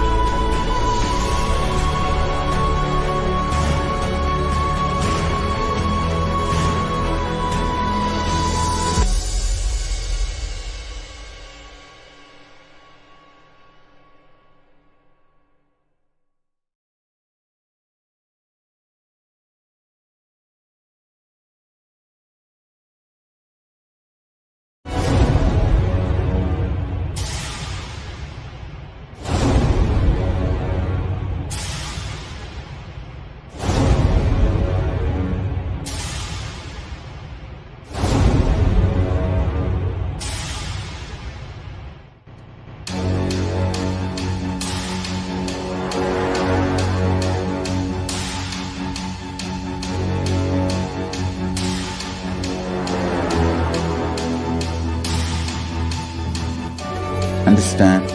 Literally last 39 years from the age of 5, whatever Paramashiva manifested through teaching, speaking, writing, every way, condensing the whole thing and presenting it to you all as experientially in these 21 days through this Jnana Charya, Jnana Kriya, Jnana Yoga, Jnana Jnana is Mahaparamashivoham. Lifestyle for just Paramashiva. Rituals to be just Paramashiva. Yoga for just being Paramashiva. Jnana, just Paramashiva. This Mahaparamashivoham is like literally the ultimate journey in a most safest way.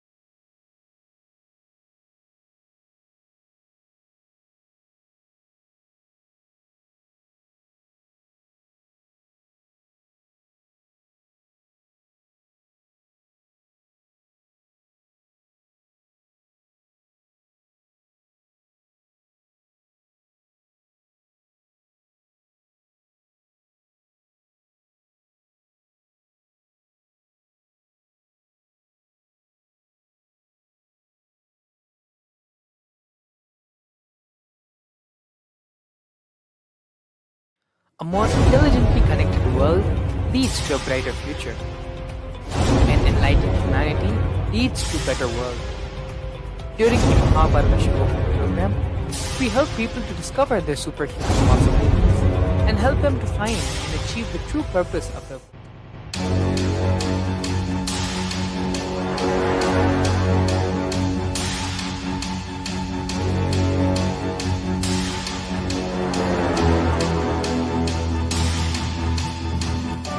Understand? Literally last 39 years from the age of 5, whatever Paramashiva manifested through teaching, speaking, writing, every way.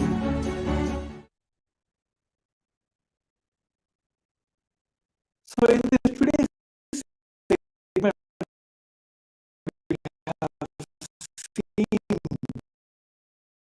how Paramashiva is one of the wonderful truths about how we can pose as auspicious, just having this one powerful cognition, how we can get rid of all to a bright future. An enlightened humanity leads to a better world.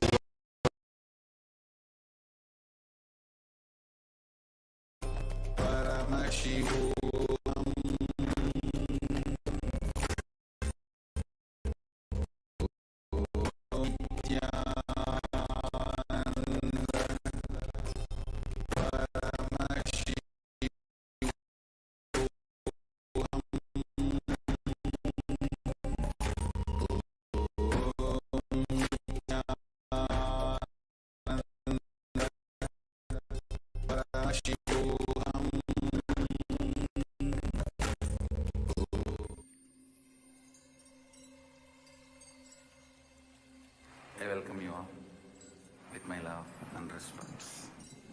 Let you all open all your three eyes. Om Nithyananda Paramashivam.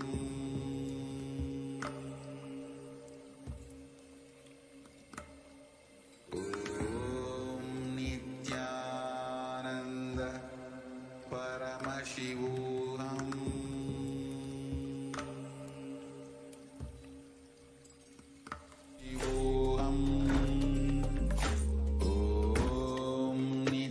Nityananda Paramashivam. Om Nityananda Paramashivam. Om Nityananda Paramashivam. Om Nityananda Paramashivam. Om Nityananda Paramashivam. Om Nityananda.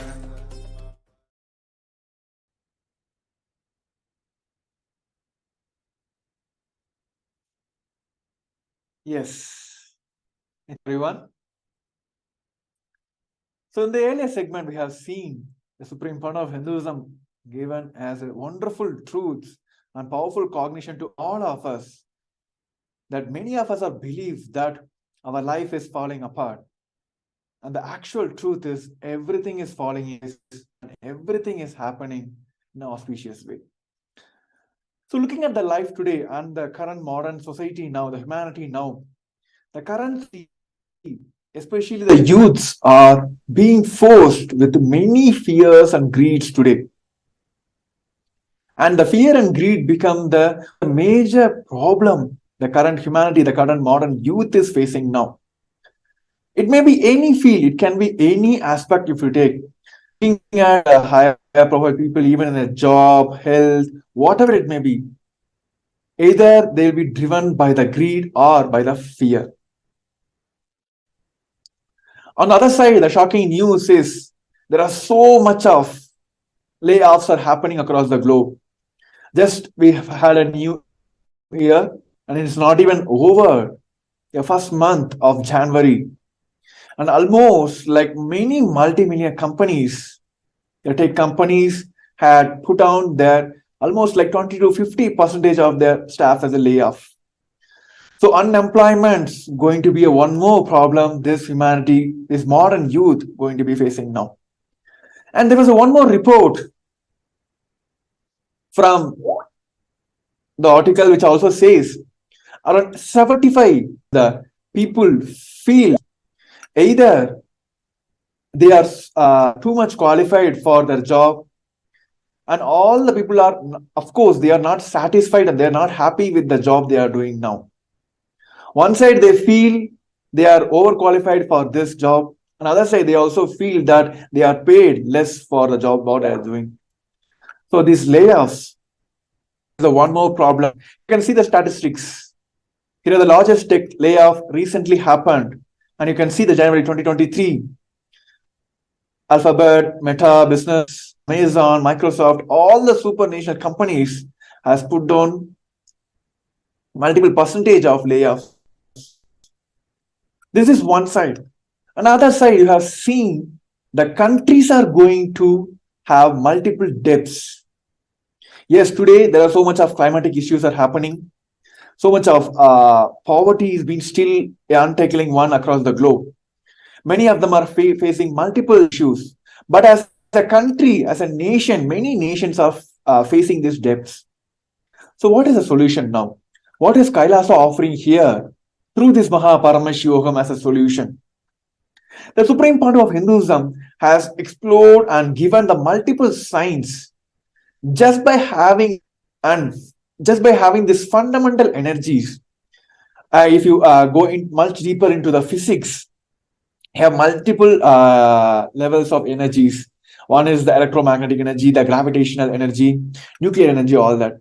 Just by having and exploring these fundamental energies like gravitational and electromagnetic energy and energy, we get off this fear. A common man today in this world is always been having this one thing, fear and greed, as their day-to-day problem in their life. So today we're going to see about how this Kailasa's Paramashivam, which is directly connected by the Supreme Point of Hinduism, going to be a solution for all of us. Here in this program, the 21-day programs, the Supreme Point of Hinduism is giving us the multiple breakthrough sessions where each one of us will be given the initiation and the powerful cognitions where we can just, by simple kriyas and yogas, we can just get rid of this fear and greed. Because the modern day youths are the hope for the entire humanity. Right? And also I have with me Sri Nithyananda Maharaj. Also will be joining with me today or sharing more about how this Kailasa's Paramashivam is a groundbreaking event which the Kailasa is offering to the humanity. So those who like know more about the Paramashivam while you're listening to this episode, you can just head over to paramashivam.org and you can explore more on the website as well.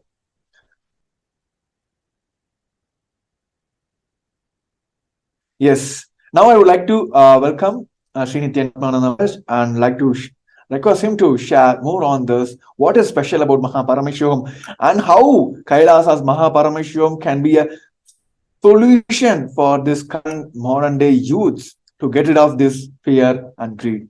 Nithyananda Maharaj. Yes, Nithyananda Maharaj, thank you so much.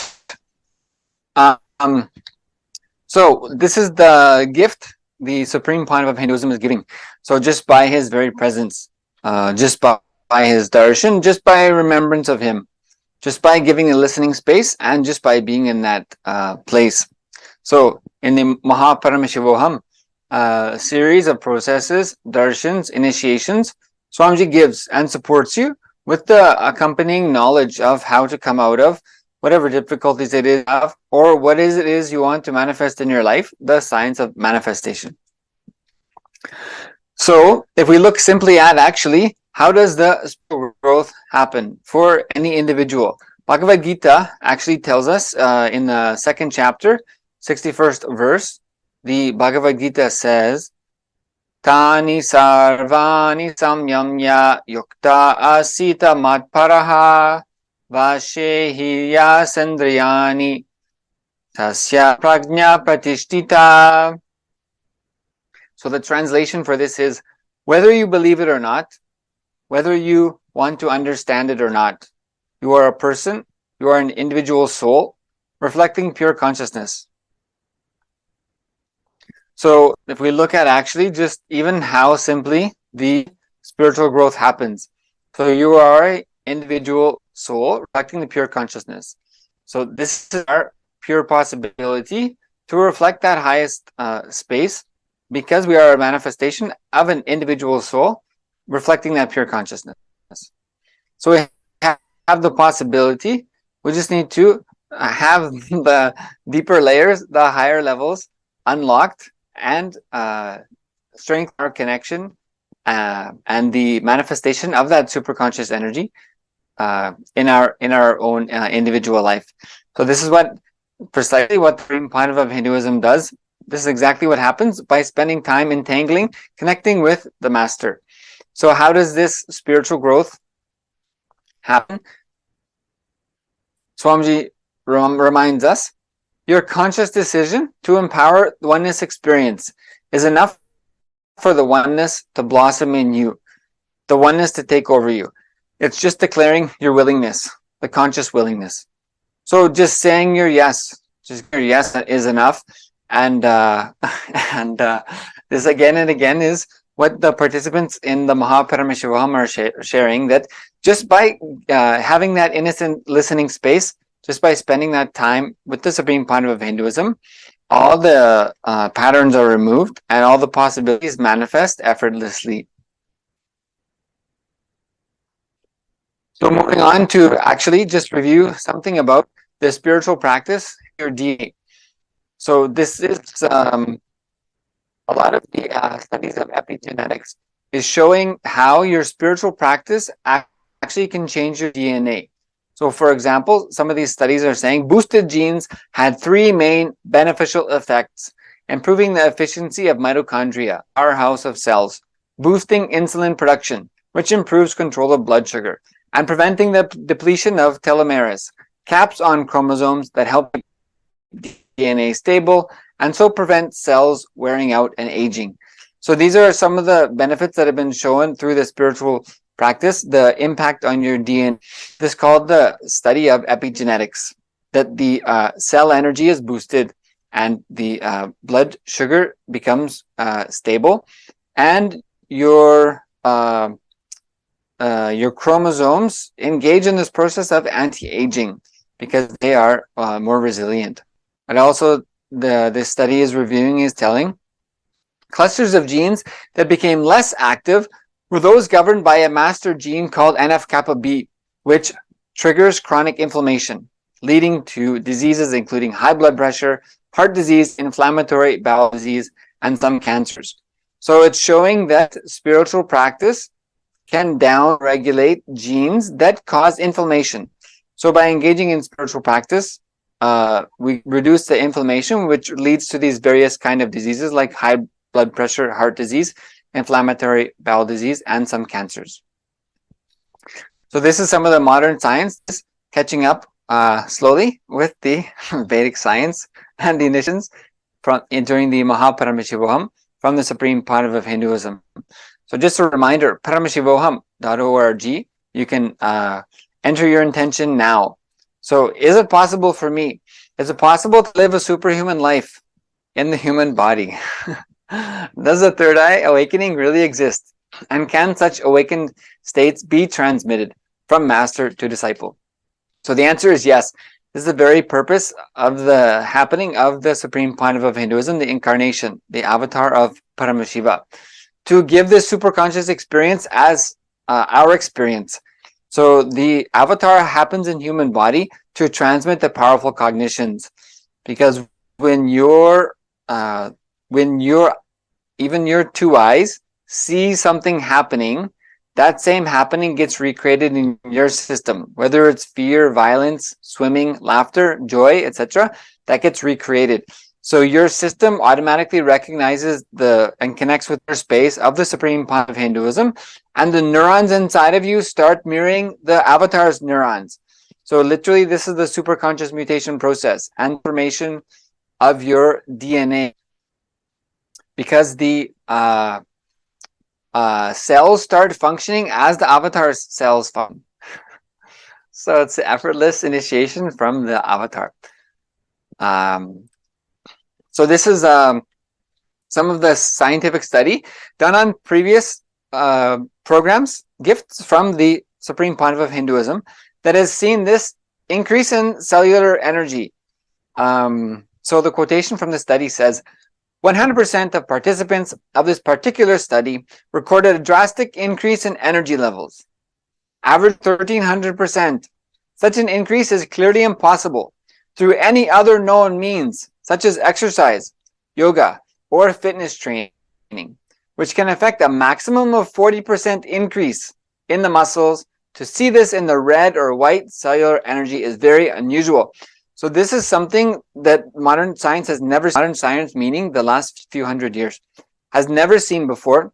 A study in the 21-day program with the Supreme Pontiff of Hinduism measured this 1300% increase in mitochondrial cell energy, which you get a maximum if you get a 40% increase in the muscular mitochondrial energy.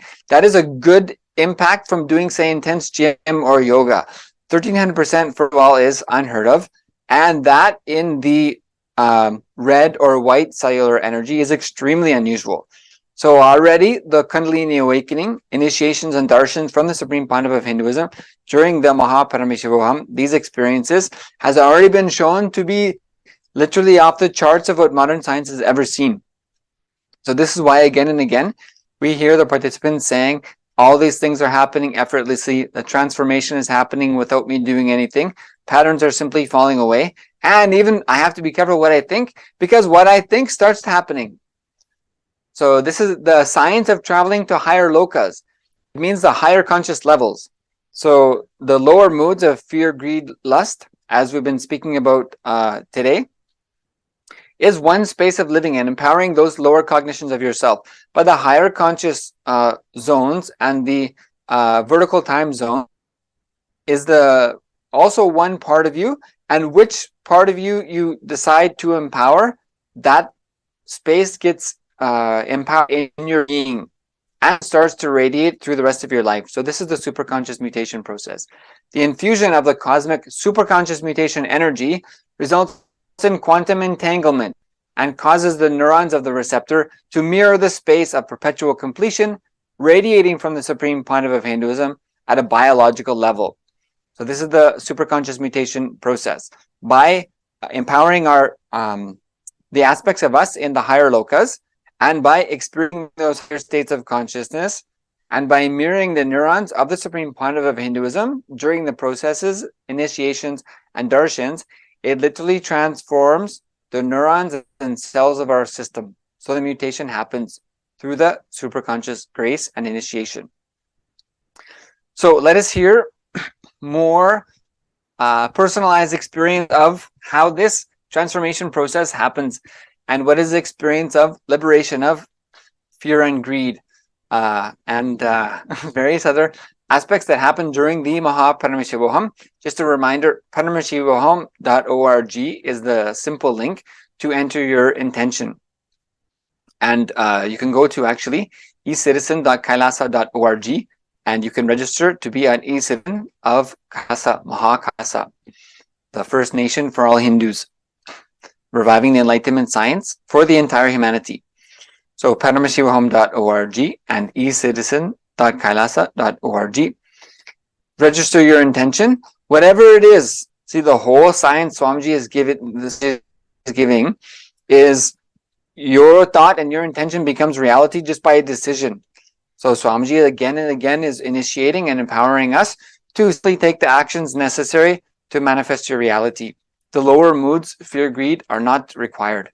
So let us hear some more first experience from participants from the Paramashivam and these beautiful giftings of Darshan initiations from the Supreme Pontiff of Hinduism, Jagat Guru Mahasanidhanam, Bhagavan Sri Nithyananda Paramashivam. I'd like to now welcome Jared Aya from Ohio in the USA to share some of his experiences with the Supreme Pontiff of Hinduism and the Paramashivam. Aya, thank you so much for joining us. Welcome. And if you would just unmute yourself, please, and just give a brief introduction for everyone here. Thank you so much, Nithyanandam. Nithyananda. Thank you. So my name is Jared Fuller. I'm 24. I'm from Ohio, and I was introduced to Swamiji in 2017. So my name is Jared Fuller. I'm 24. I'm from Ohio, and I was introduced to Swamiji in 2017. So my name is Jared Fuller. I'm 24. I'm from Ohio, and I was introduced to Swamiji. I'm having a bit of a lag here. Yes, we're just Okay. Great. We're just reviewing your introduction. So thank you. And yes, and so you, yes, exactly. And you had participated in not only the Paramashivam, but as you mentioned earlier, 2017 Paramashivam. Yes. Great. Okay, thank you so much. And so now with your experiences with the Supreme Pontiff of Hinduism and the superconscious mutation process, so things feeling as impossible reality happening just effortlessly.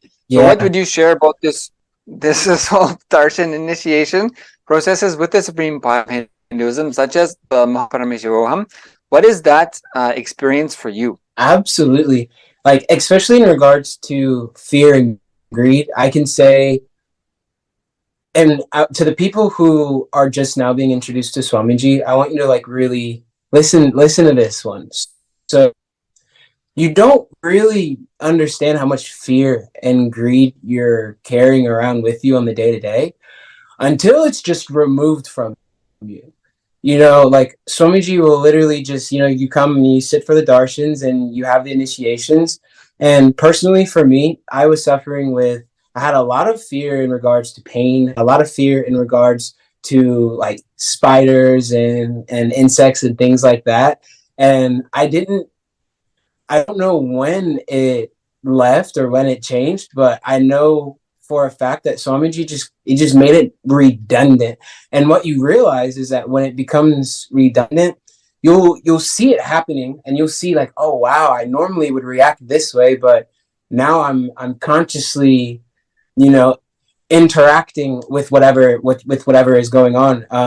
And one thing that I would also like to include is that these fears that you normally experience, like as like on an average day-to-day basis, not only do they become non-redundant, but it gives you such confidence when you're able to witness how you would normally react to how you're reacting now. It gives you such confidence, and it just empowers you to continue to do your practices and do what you're doing. And in regard to greed too, I can say that I've experienced personally a large amount of greed in regards to my financial situation. I've felt that I've gone without, and going made me feel as if I needed more. I needed more finances. I needed more money. I needed more of this.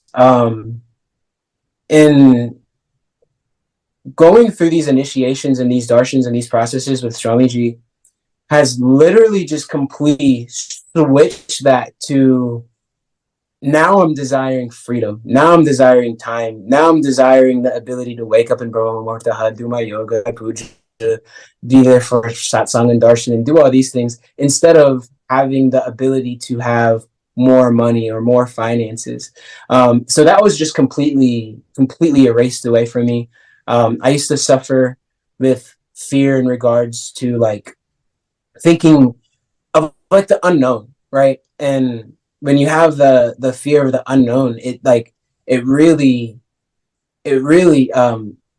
you get overcome with powerlessness, and that powerlessness is just almost too much to handle. As to where on the opposite side, when you can literally see that that everything is happening is for a reason and everything is auspicious, it gives you such a strength. It gives you such a power that allows you to start understanding that, hey, whatever has happened and whatever is going to continue to happen is for the benefit of you. And you feel as if you're being supported by the very cosmos itself, and having that support and feeling that support and confidence and enthusiasm. Not only does it melt away the fear, not only does it melt away the greed, but it brings a tremendous amount of, of just feeling of powerfulness. And that feeling of powerfulness is what increases the confidence, and then that's what increases the enthusiasm, and it just allows you to continue upon this path that you're taking. So yeah. Great.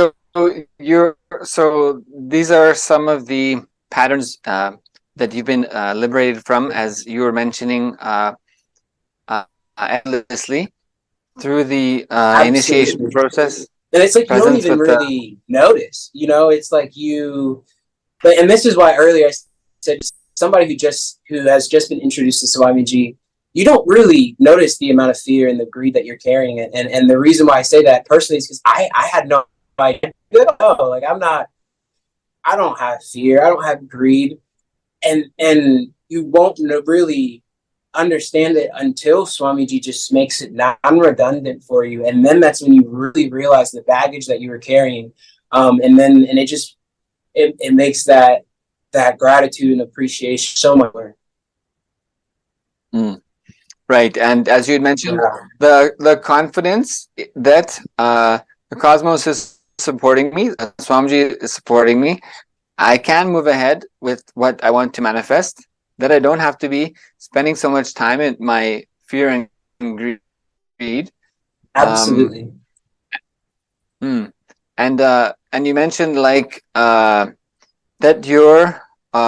your participation in the business world changed from having that fear that you don't have enough, that you haven't amassed enough, so that you have agreed to accumulate more and more and more and more, that this is actually a self-perpetuating pattern, so that when I have the cognition, the powerless cognition, that me accumulating more of external things is going to fulfill me.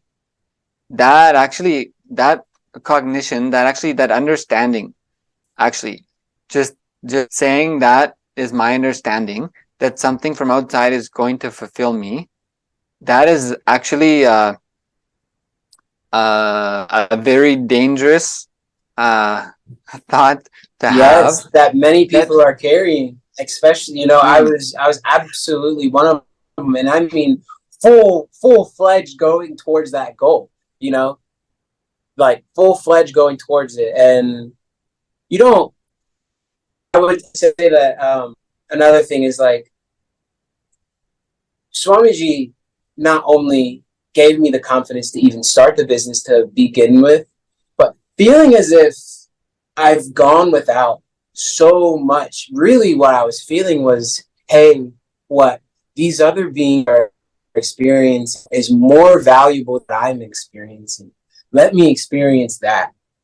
Right? So that's what it really came down to. But then it has, it's just transformed into this, let me align myself to the lifestyle in which suits me. And that lifestyle is, obviously the lifestyle of Kailasa, waking up in Brahma Muhurta, being able to do the yoga, puja, kriyas, all of these things. And so that's been my driving factor ever since the beginning of the Paramashivam program. It has I haven't faulted on it. It's like the Paramashivam program has allowed these darshans has a lot of just this simple integrity to grow, and it's just continued to empower me again and again. It's just continued to empower me. So I can't thank Swamiji enough. I can't. There's no way to. But not only do I feel as a very blessed being to be able to have see and witness the transformation, but also to be able to come to others and, hey, look, listen, like I've been there, and where I am now, I wouldn't have expected in a million years. And I didn't do anything other than show up and have simple integrity. That's all we really did, you know. And Swamiji just does the rest, and it increases that confidence in Swamiji, in yourself. And let me tell you something. For me personally, understanding that I'm Paramashiva was very difficult. When you feel as if the very fabric of existence itself is your guru, and it's supporting you, and it's helping you, and it's grooming you to essentially be exactly what you want to become, it gives you the strength that, hey, even if I've yet to manifest it, I am Paramashiva. So it's a very beautiful thing. Yes, and that is what this this cognition, understanding, that you mentioned, moving away from fear and greed. So rather than feeling like I need to accumulate more to more external things, that is actually perpetuating this cycle of fear and greed. But actually, that your focus had changed to, okay, now let me focus on the things that bring me inner fulfillment, the things that empower me to sustain that fulfillment and to live blissfully in my life. That's a huge shift, actually. Especially for a young person to come from effortlessly the experiences with the supreme point of Hinduism. A complete shift on looking at life of, okay, all these things I see outside, actually none of them will fulfill me. Let me focus on what brings me inner fulfillment and to work for that. That is a huge transformation. It is. It's a massive transformation that required little effort by my part. Very little effort by my part. Exactly. And I know you had a lot of different beautiful experiences in your life, and in the Paramashivam with the Supreme Pontiff of Hinduism. We have a couple minutes. I don't know if you want to briefly share one of your darshan experiences or anything else. I'd love to. Yeah. So actually, this experience that I had recently. So I'm sorry. As I'm thinking about it, I feel as if it's happening again. So I'm sitting for darshan, and I'm just sitting, and I'm having thought. I'm like, you know what? Let me just drop from all these thoughts, and like, let me just be, and whatever happens, right? So I'm sitting, and Swamiji comes on beautifully as always, and maybe 20 or 30 seconds go by, and every cell in my being just starts rapidly reverberating. I mean, vibrating at the highest intensity that I've ever experienced in my life, to the point where I didn't even know I had this many cells or this many. I feel as if it was cells, because I felt as if these very, very small things inside of me just vibrating, shaking. And there was a moment where it became so overwhelming that Janat and I was going to literally explode. I feel like I was literally going to just explode in all directions. And I remember I recalled, and I asked Swamiji, I said, hey, Swamiji, this is too much. Like, please lower it. Like, this is too much. And the second I asked that, the very second, it dropped down. And I settled myself, and took a couple more deep breaths, and then I asked Swamiji, okay, Swamiji, I'm ready to raise it back up. It never got raised back up again. It never got raised back up again. But I tell you what, I felt as if Swamiji raised my frequency to the exact amount that the being could handle. It was almost as if I was a cup, and you know when you fill the cup up with water, and then you fill it up just a little above the rim of the cup, just a little bit above the rim of the cup to where it's like a tiny bit over the cup, but it hasn't overflown. That was me. I was holding more than I could handle. And it was so intense. It was such a beautiful experience. And yeah, I asked Swamiji to lower it down. And the second I did, he did. It just came right down. And I was experiencing, I was like, okay, I'm ready. And then asked for it to be raised back up, and it just stayed. And what that showed me was, hey, you know, Swamiji knows much better than me. I could have maintained it, but it was such a powerful experience that even after the experience, I feel as if anytime that I go back to recall on that experience, I feel that overwhelming sensation, and it was so much to hold. It changed my perspective on everything. After that happened, it was like, okay, whatever happens from this moment forward is purely through the will of Swamiji, and let me allow that to happen. So whether I view it as negative, whether I view it as positive, whether I view it as whatever it is, it goes back to the cognition of earlier, which is everything that happens is auspicious. Yes, exactly. Great. Thank you so much, Aya, for joining us today and for sharing experience. Thank you, Nithyananda. Nithyananda.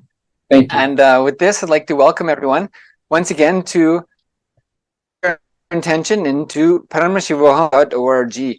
So, with the space of powerfulness, your own declaration for what it is you want to manifest in your life, what it is you want to manifest yourself as for those in your life, and what those in your life want to manifest in their life for you being the cause of that, to have the cosmic energy infused in you and the blessings of the supreme part of Hinduism, the superconscious mutation process. As Jared is sharing about the disillusion, the redundancy of fear and greed, and understanding, having the experience that everything that happens is auspicious, and just deciding to hold on to that powerful cognition and take the next step. So first step is entering your intention into Paramashivam.org. Click the register link. You can also go to the events.kailasa.org/Mahaparamashivaham/registration. So that takes you directly to the registration page. Or you can go to the short link of Paramashivam.org and click register. So take that first step. First step is typing in the keyboard and clicking the link and enter your details into the registration form. If you need help entering into the registration, just type in the chat on the social media platform where you are that you need some assistance to register, and you'll be contacted. So first step to manifesting your reality is simple effortlessness. Just entering your intention to be there in the Mahaparamashivaham, February 9th to March 1st, the greatest spiritual program of the year. And you can also become the e-citizen of Kailasa. So the First Nation for all Hindus and the First Nation for the enlightenment of the humanity, the new era, the reawakening of the consciousness on the planet Earth, happening from the grace of the blessings of the Supreme Panava of Hinduism. So ecitizen.kailasa.org. So you get access to a huge amount, endless amount actually, of courses and live training sessions, darshans, etc. just by this free access to becoming an e-citizen of Kailasa. So as Swamiji has told, the opening of the Mahakailasa and the Mahaparamashivaham happening next season, happening all in this year. So that constant auspiciousness available. So paramashivam.org, enter your intention, and then sign up for your e-citizenship for free at the ecitizen.kailasa.org. So thank you everyone for joining us today. Thank you, Jared, for sharing your experiences, and blessings for all of us to meet again in the February 9th Paramashivam season opener with the Supreme Pontiff of Hinduism. Blessings to everyone. Thank you all, everyone, so much. Nithyananda. A more intelligently connected world leads to a brighter future. An enlightened humanity leads to a better world. During the Paramashivam program, we help people to discover their superhuman possibilities and help them to find and achieve the true purpose of their birth by giving them the techniques, practices, and methodologies from the Vedagamas, the original source scriptures of Hinduism. The Supreme Pontiff of Hinduism is reviving the ancient original Vedas and Agamas in all its glory, in a user-friendly way for the modern mind. The Supreme Pontiff of Hinduism is transforming human beings into divine beings, reviving, initiating, and replicating the 463 powers from the Agamas revealed by Paramashiva. The Supreme Pontiff of Hinduism is not just giving solutions for every problem man faces, but is making them irrelevant to their lives by transforming human beings into divine beings. Listen. Any argument presented by your mind, body, your present reality to establish you are not Paramashiva. You are not omniscient, omnipotent, omnipresent. Anything presented to prove you are not Paramashiva is illegitimate. Decide this. This is super determinism. Understand? Anything you declare as illegitimate will lose power over you, will die in few days, few minutes, maybe in few weeks, whatever few days it takes. It will not have power over you. Understand, this is the method for sudden enlightenment. This is the method for sudden enlightenment. It happens by the Shaktipada.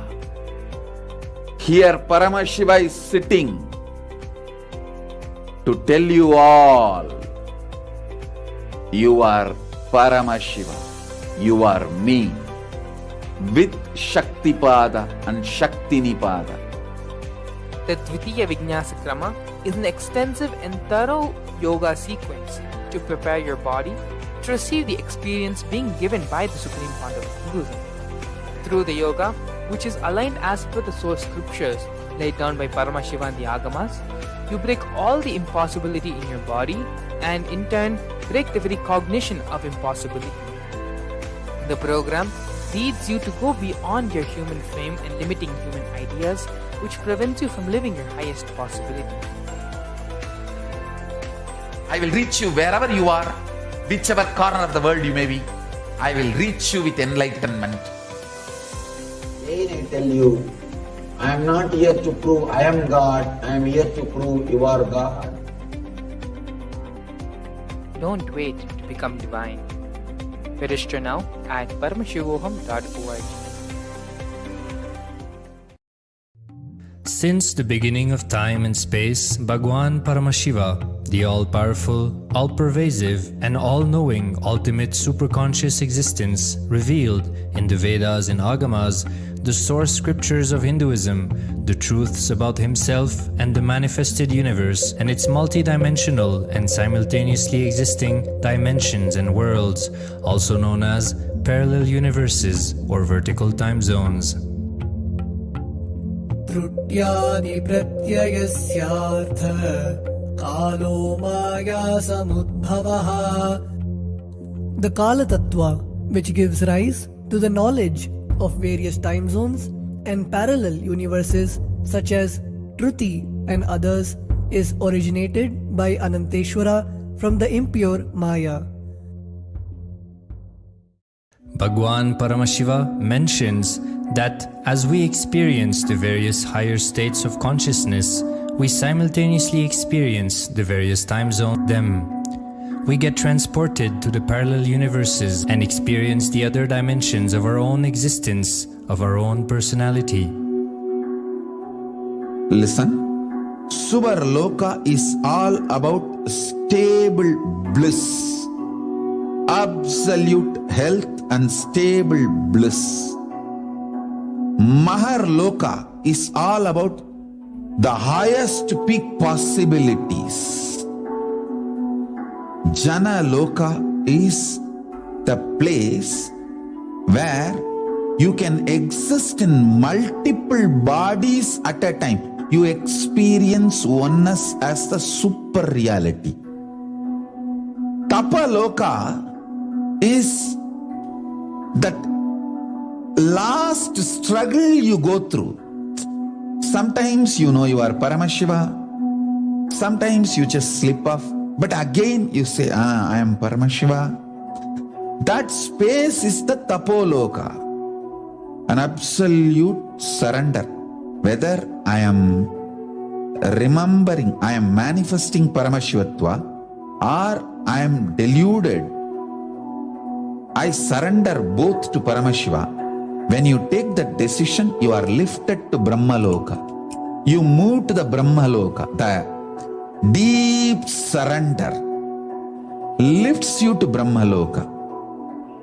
Then from there you move to Parandama, Vaikunta, and Kailasa, then Mahakailasa itself. The key to unlock these parallel universes is hidden in the spine of the human body. Human beings, only human beings on this planet Earth are empowered, hardwired, capable of migrating to parallel universe. Understand?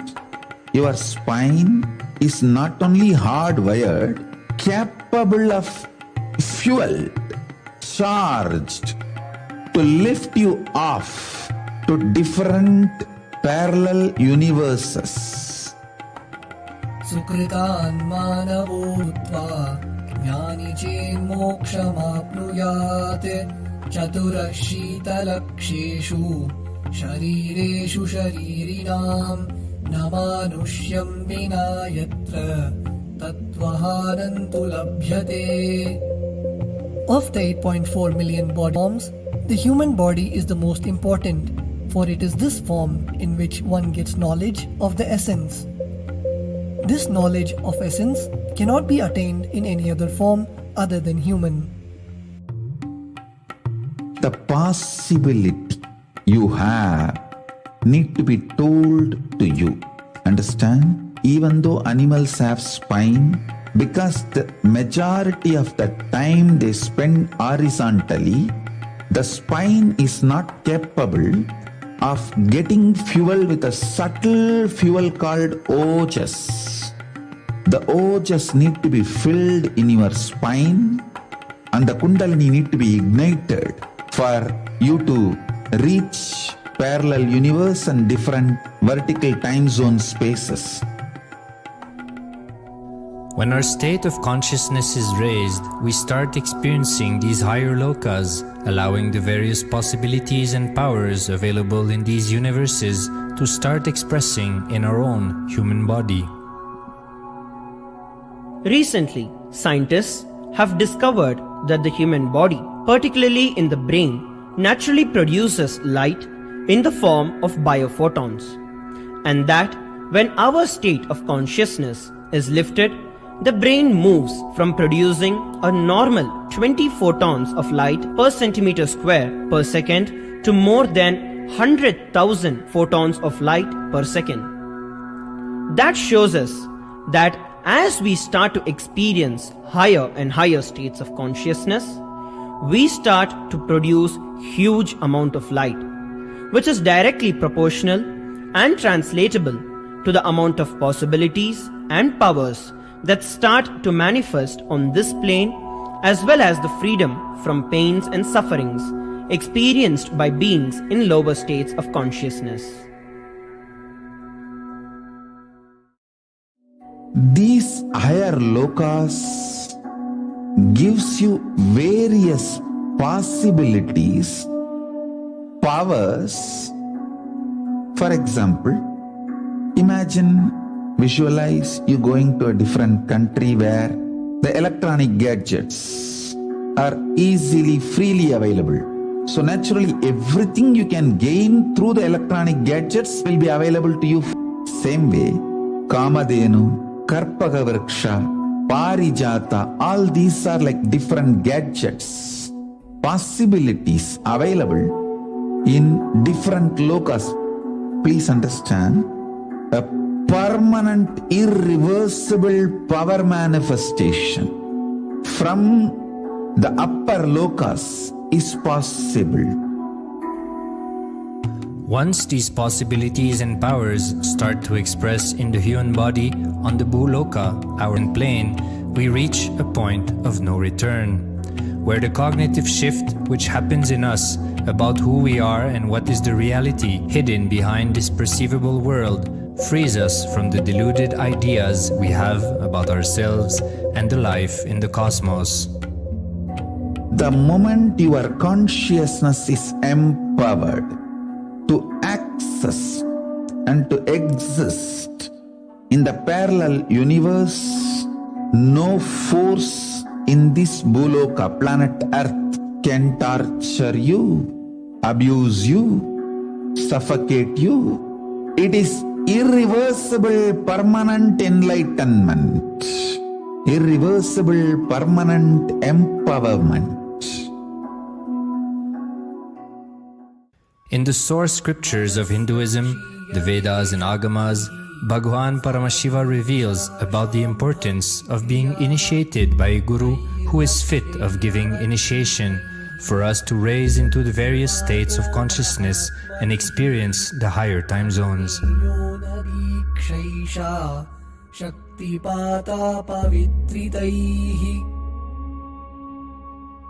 The potency of Anavamala, which veils the innate and essential nature of the soul, is set into the decaying phase by this specific activity. Such specific activity is characteristically called Diksha. The intimate communion between the Blessed One and the Blessing One is very rare and difficult to occur. The Supreme Pontiff of Hinduism, Jagat Guru Mahasannidhanam, His Divine Holiness Bhagwan Nithyananda Paramashivam, is the 1008th incarnation of Paramashiva as per Hinduism, living amidst us today. Starting out at a young age and enduring years of intense penance, he persevered with the single-pointed vision of experiencing the ultimate oneness with Paramashiva, known as Paramadvaita. He traversed the length and breadth of India, initiated by his gurus into yoga, tantra, and other Eastern metaphysical sciences. After having many profound spiritual experiences, he finally received the ultimate experience of Paramashivoham, I am Paramashiva, from his guru Arunagiri Yogeshwara, an incarnation of Paramashiva himself in the holy town of Tiruvannamalai in South India.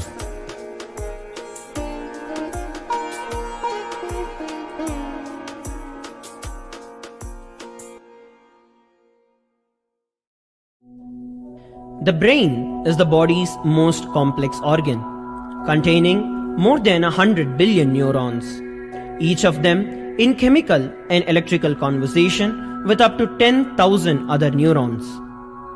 Its sheer capacity to process the various happenings of life is astonishing.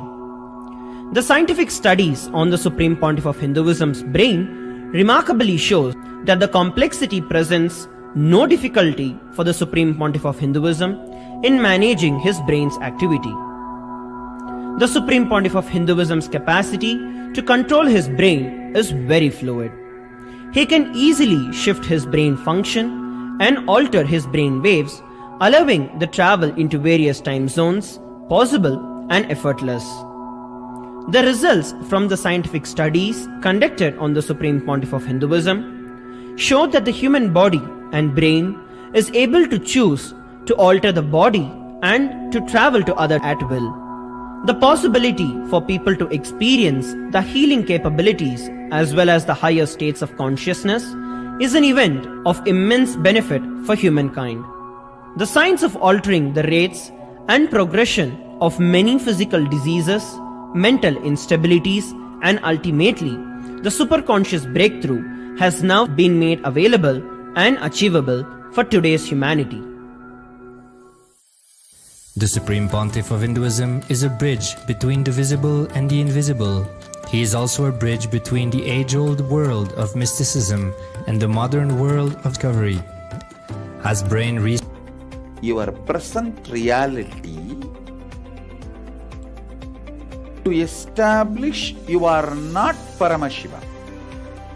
You are not omniscient, omnipotent, omnipresent. Anything presented to prove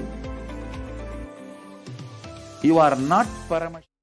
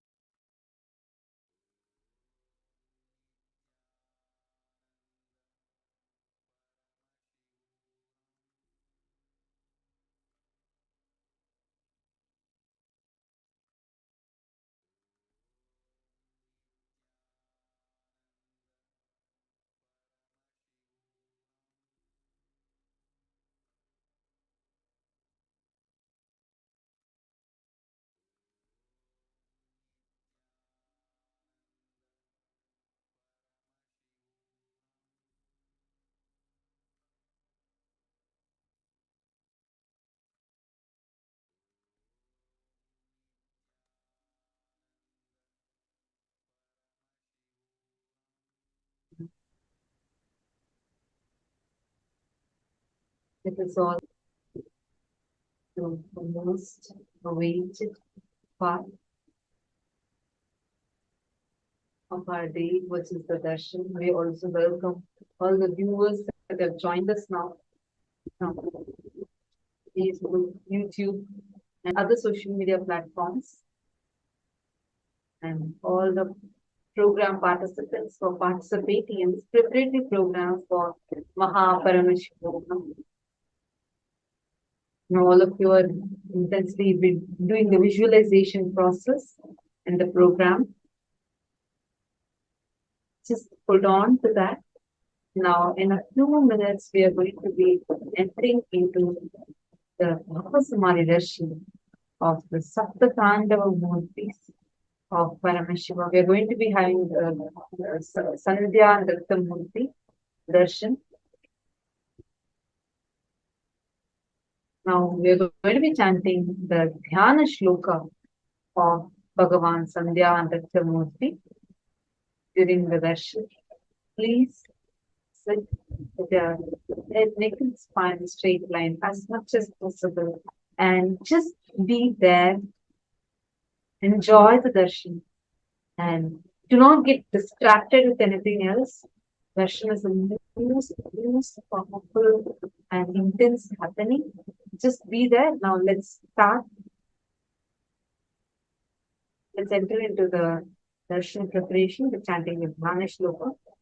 Chaturbhujam Trinetram cha Jatamakutbhushanam Abhayam Damaru Savye Vame Pincha Savismayam Apasmaram Vinapithe Vamangraya Kunchitam Stitham Udveto Dakshinam Padam Asavyamagam Tada Tatpadam Kunchitam Vata Sarpakankana Sandhya Tandavam Syat Varnadi Purvavam Bhave.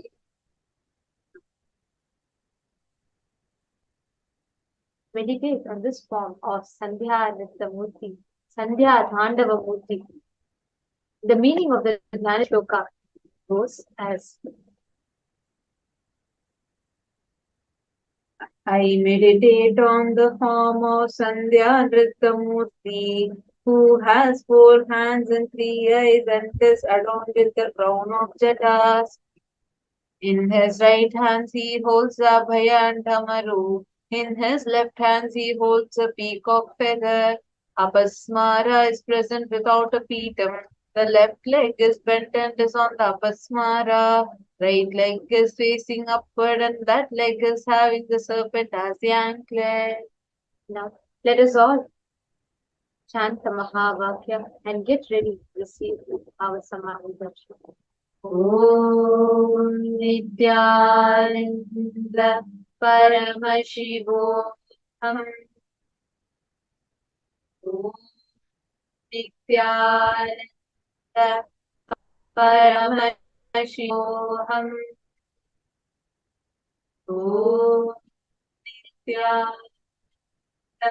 Paramashivam.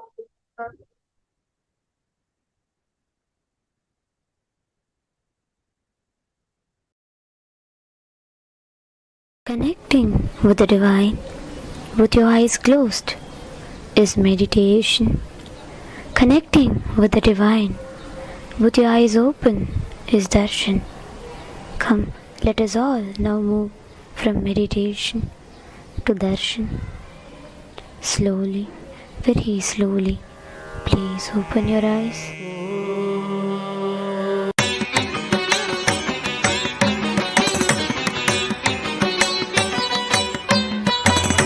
மன்னாதி பூதமோடு விண்ணாதி அண்டம் நீ மறை நான்கின் அடிமுடியும் நீ மரியும் நீ ரவியும் நீ புனலும் நீ அனலும் நீ மண்டலம் இரண்டேழும் நீ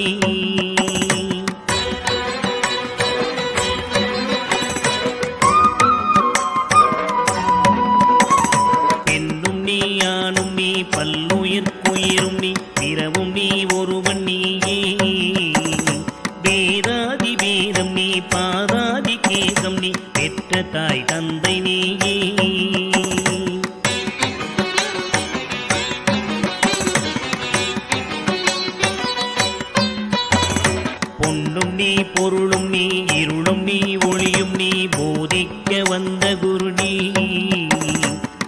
கொடாக்கிரகங்கள் 9 நீக்கின்ற புவனும் நீ.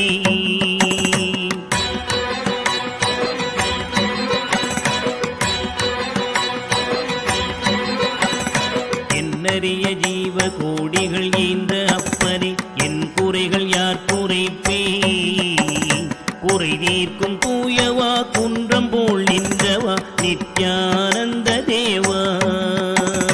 குறை தீர்க்கும் தூயவா குன்றம் போல் நின்றவா நித்யானந்த தேவா.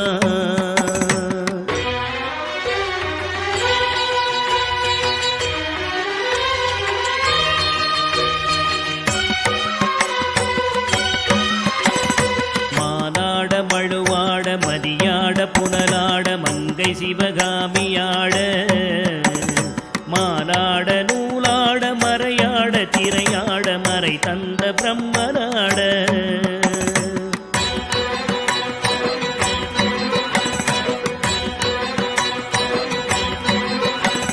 கோனாட வானுலகு கூட்டமெல்லாம் ஆட குஞ்சர முகத்தனாட. குண்டலமிரண்டாட தண்டை புலி உடையாட குழந்தை முருகேசனாட.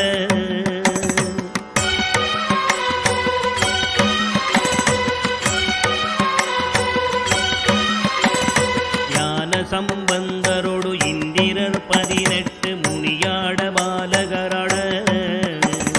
நரை தும்பையருமாட நந்தி வாகனமாட நாட்டிய பெண்களாட.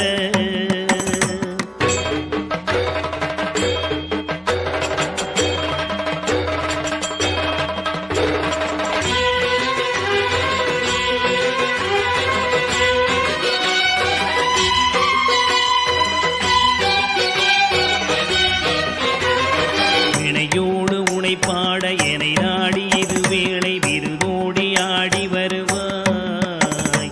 ஆனந்தமயமாக ஆடி வரும் தேவனே நித்யானந்த தேவா.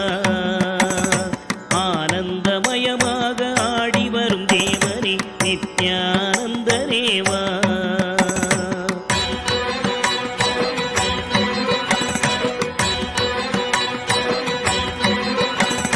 கடலென்ற புவி மீதில் அலையென்ற ஒரு கொண்டு கனவென்ற வாழ்வை நம்பி.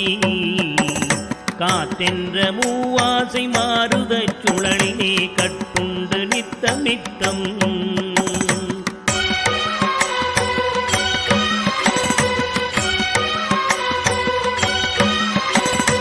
உடலென்ற கும்பிக்கு உணவென்ற இறை தேடி ஓயாமல் இரவு பகலும்.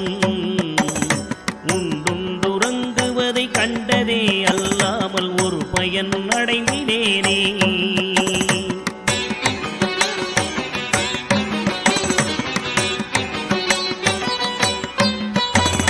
தடமென்ற விடிகரையில் பந்த மாசங்களெனும் தாபர பின்னலிட்டு. தாயென்று தேயென்று நீ என்று நான் என்று தமியேனையும் வண்ணமா.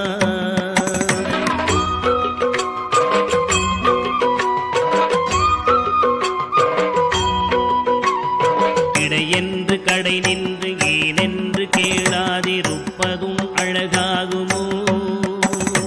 இன்னனை தீர்க்கவே என் முகம் காட்டிவா இனியனே நித்யனேவா.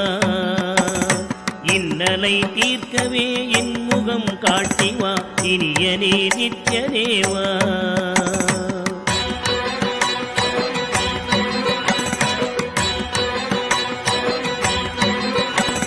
பம்பு சூனியமல்ல வைப்பல்ல மாரணம் தம்பனம் வசியமல்ல.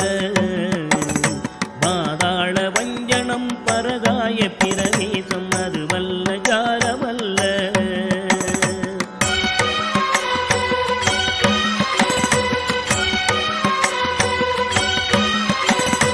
அம்பு குண்டுகள் விலகும் ஒளியும் மந்திரமல்ல ஆகாய குளிகை அல்ல. அன்போடு செய்கின்ற வாதமோடிகள் அல்ல அரிய மோகனம் அல்ல.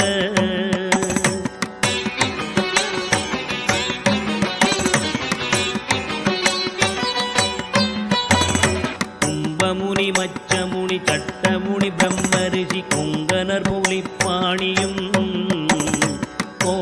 பாஸ்கர் வள்ளுவர் போகமுனி இவரெல்லாம் கூறிடும் வைத்தியமல்ல. என்பனது உன்னடி விட்டு நீங்காது நிலை நிற்கவே புகழ வருவாய். என் மனதில் நீங்காது நின்றிடும் நேசரே நித்யானந்தரேவா. என் மனதில் நீங்காது நின்றிடும் நேசரே நித்யானந்தரேவா.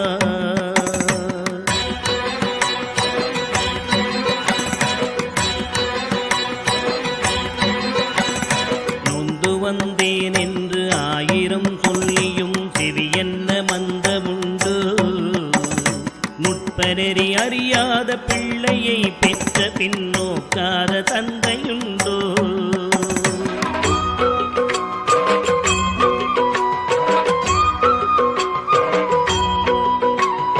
தந்தமும் தஞ்சம் என்றடியை பிடித்த பின் தளராத நெஞ்சமுண்டோ. தந்தி முகன் அருமுகன் இரு பிள்ளை இல்லையோ தந்தை நீ மலடுதாரோ.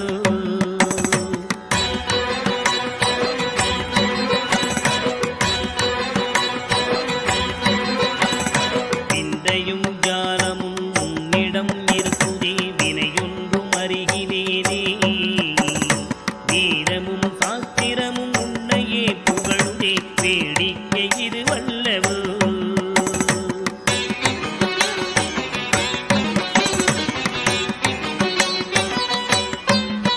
இந்த உலகீரேழுமே அளித்தாய் இனிமே நான் உன்னை விடுவதில்லை. எப்பிறவி எடுத்தாலும் உன் பதம் வேண்டுமே நித்யானந்த குருவே. எப்பிறவி எடுத்தாலும் உன் பதம் வேண்டுமே நித்யானந்த குருவே.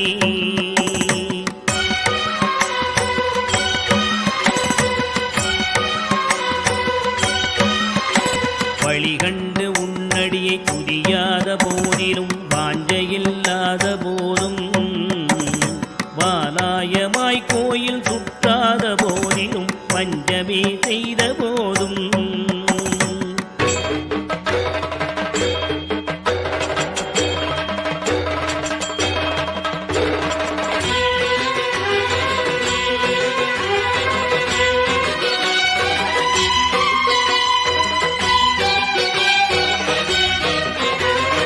ஒளியகனை முகனை இல்லாமலே பாடினும் மூர்க்கனே முகடாகினும் மோசமே செய்யினும் தேசமே கவரினும் முழுகாமியே ஆகினும்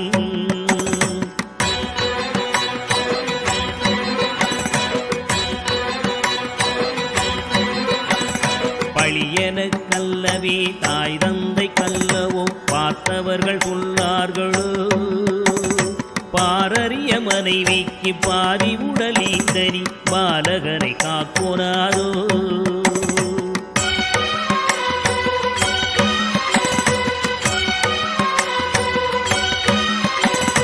எழில் பெரிய அழ்காய் அமைத்தரி என் குறைகள் தீர்த்தல் பெரிது. என் குற்றம் போக்கியே என் மனம் குளிர வரும் நித்யானந்த குருவே.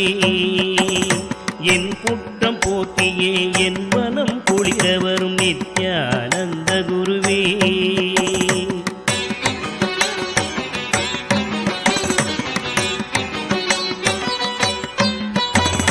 அன்னை தந்த கைகள் என்னை ஈன்றதற்கழுவேனோ அறிவிலாதற்கழுவேனோ. அல்லாமல் நான் முகன் தன்னையே நோவேனோ ஆசை மூன்று கழுவேனோ.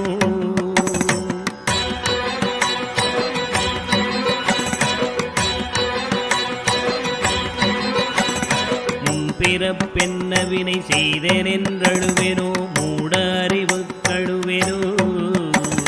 முள்ளிலன் வினை வந்து மூழும் என்றழுவேனோ முக்தி வரும் என்றுணர்வனோ.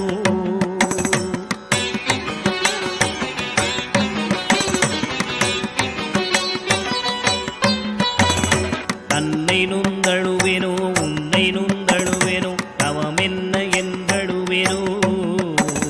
தையலார் கழுவேனோ மெய் வளர்க்க அழுவேனோ தரித்திர திசை கழுவேனோ.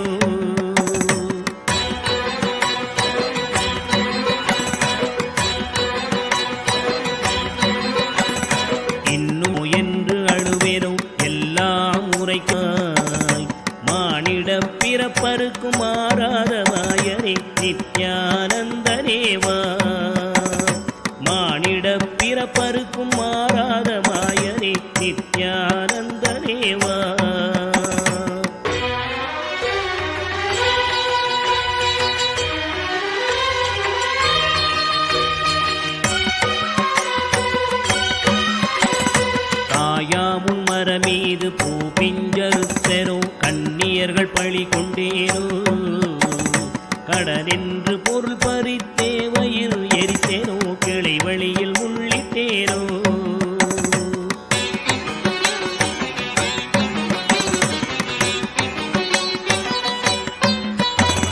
தாயாருடன் பிறவிக்கென்ன வினை செய்தேனோ தந்த பொருள் இல்லை என்றேனோ நான் என்று கருவித்து கொலை களவு செய்தேனோ தவசிகளை ஏசினேனோ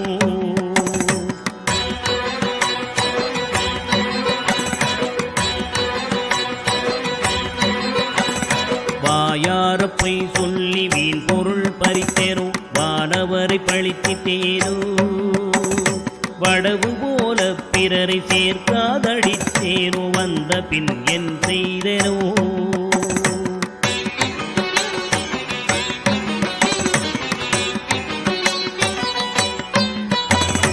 ஈயாத லோபி என்றே பெயர் எடுத்தேனோ எல்லாம் பொறுத்தருள்வாய் பொறுமையின் சீலனே இன்முகநேயனே நித்யானந்தனேவா பொறுமையின் சீலனே இன்முகநேயனே நித்யானந்தனேவா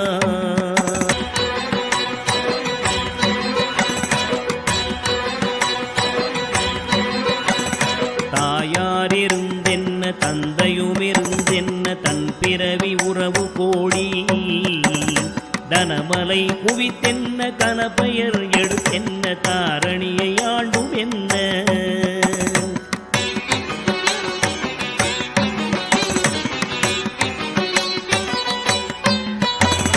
சேயர்கள் இருந்தென்ன குருவாயிருந்தென்ன சீடர்கள் இருந்தும் என்ன சித்துகள் பலவும் கத்தென்ன நித்தமும் விரதங்கள் செய்ததென்ன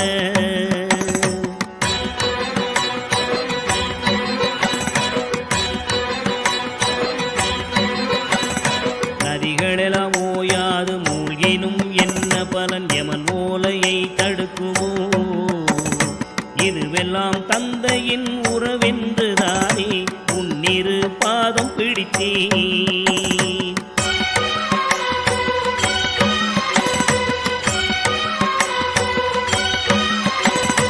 யார் மீது உன் மனம் இருந்தாலும் உன் கடை கண் பார்வை அது போதுமே உன் கடை கண் பார்வை என் மீது நின்றிட அருள்கின்ற நித்யனேவா உன் கடை கண் பார்வை என் மீது நின்றிட அருள்கின்ற நித்யனேவா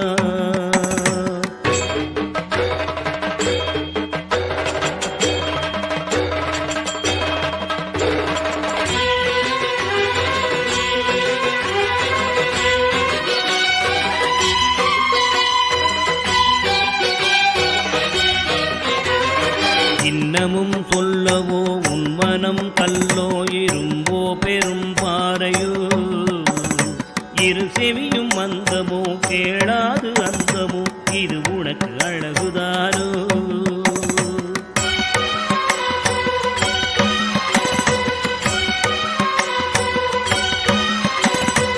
என்னென்ன மோகமோ இது என்ன சாபமோ இதுவே உன் செய்கைதானோ இரு பிள்ளை தாபமோ யார் மீது கோபமோ ஆனாலும் நான் விடுவேனோ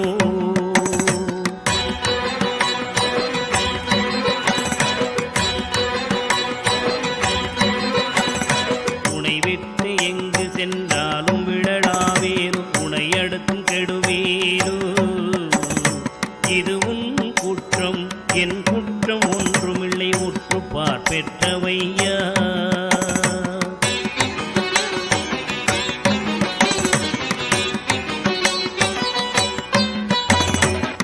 குற்றமாயினும் உன் குற்றமாயினும் இனி அருளை அளிக்க வருவாய் விந்தைகள் புரிந்திடும் விமலனே அருள் தரும் தீரனே நித்யனேவா விந்தைகள் புரிந்திடும் விமலனே அருள் தரும் தீரனே நித்யனேவா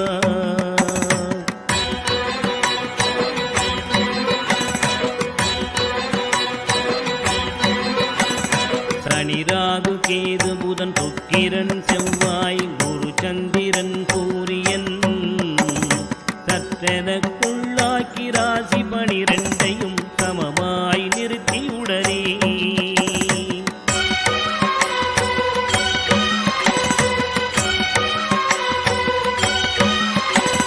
பணியொத்த நட்சத்திரங்கள் 27 பக்குவப்படுத்தி பின்னால் பகர்கின்ற கிரணங்கள் 11ஐயும் வெட்டி பலரையும் அதட்டி என் முன்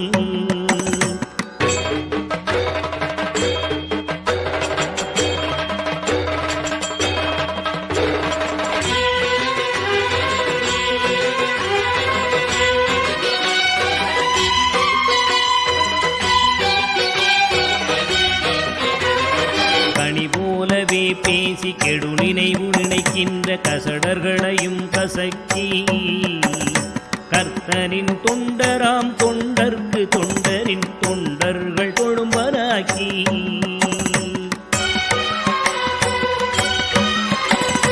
இனிய மனம் கொண்டிடும் நித்யபுரி நித்யனே எனையாழ்வதும் கடன்கான் கோடியில் ஒருவனே ஜீவனில் ஜீவனே நித்யானந்தனேவா கோடியில் ஒருவனே ஜீவனில் ஜீவனே நித்யானந்தனேவா கோடியில் ஒருவனே ஜீவனில் ஜீவனே நித்யானந்தனேவா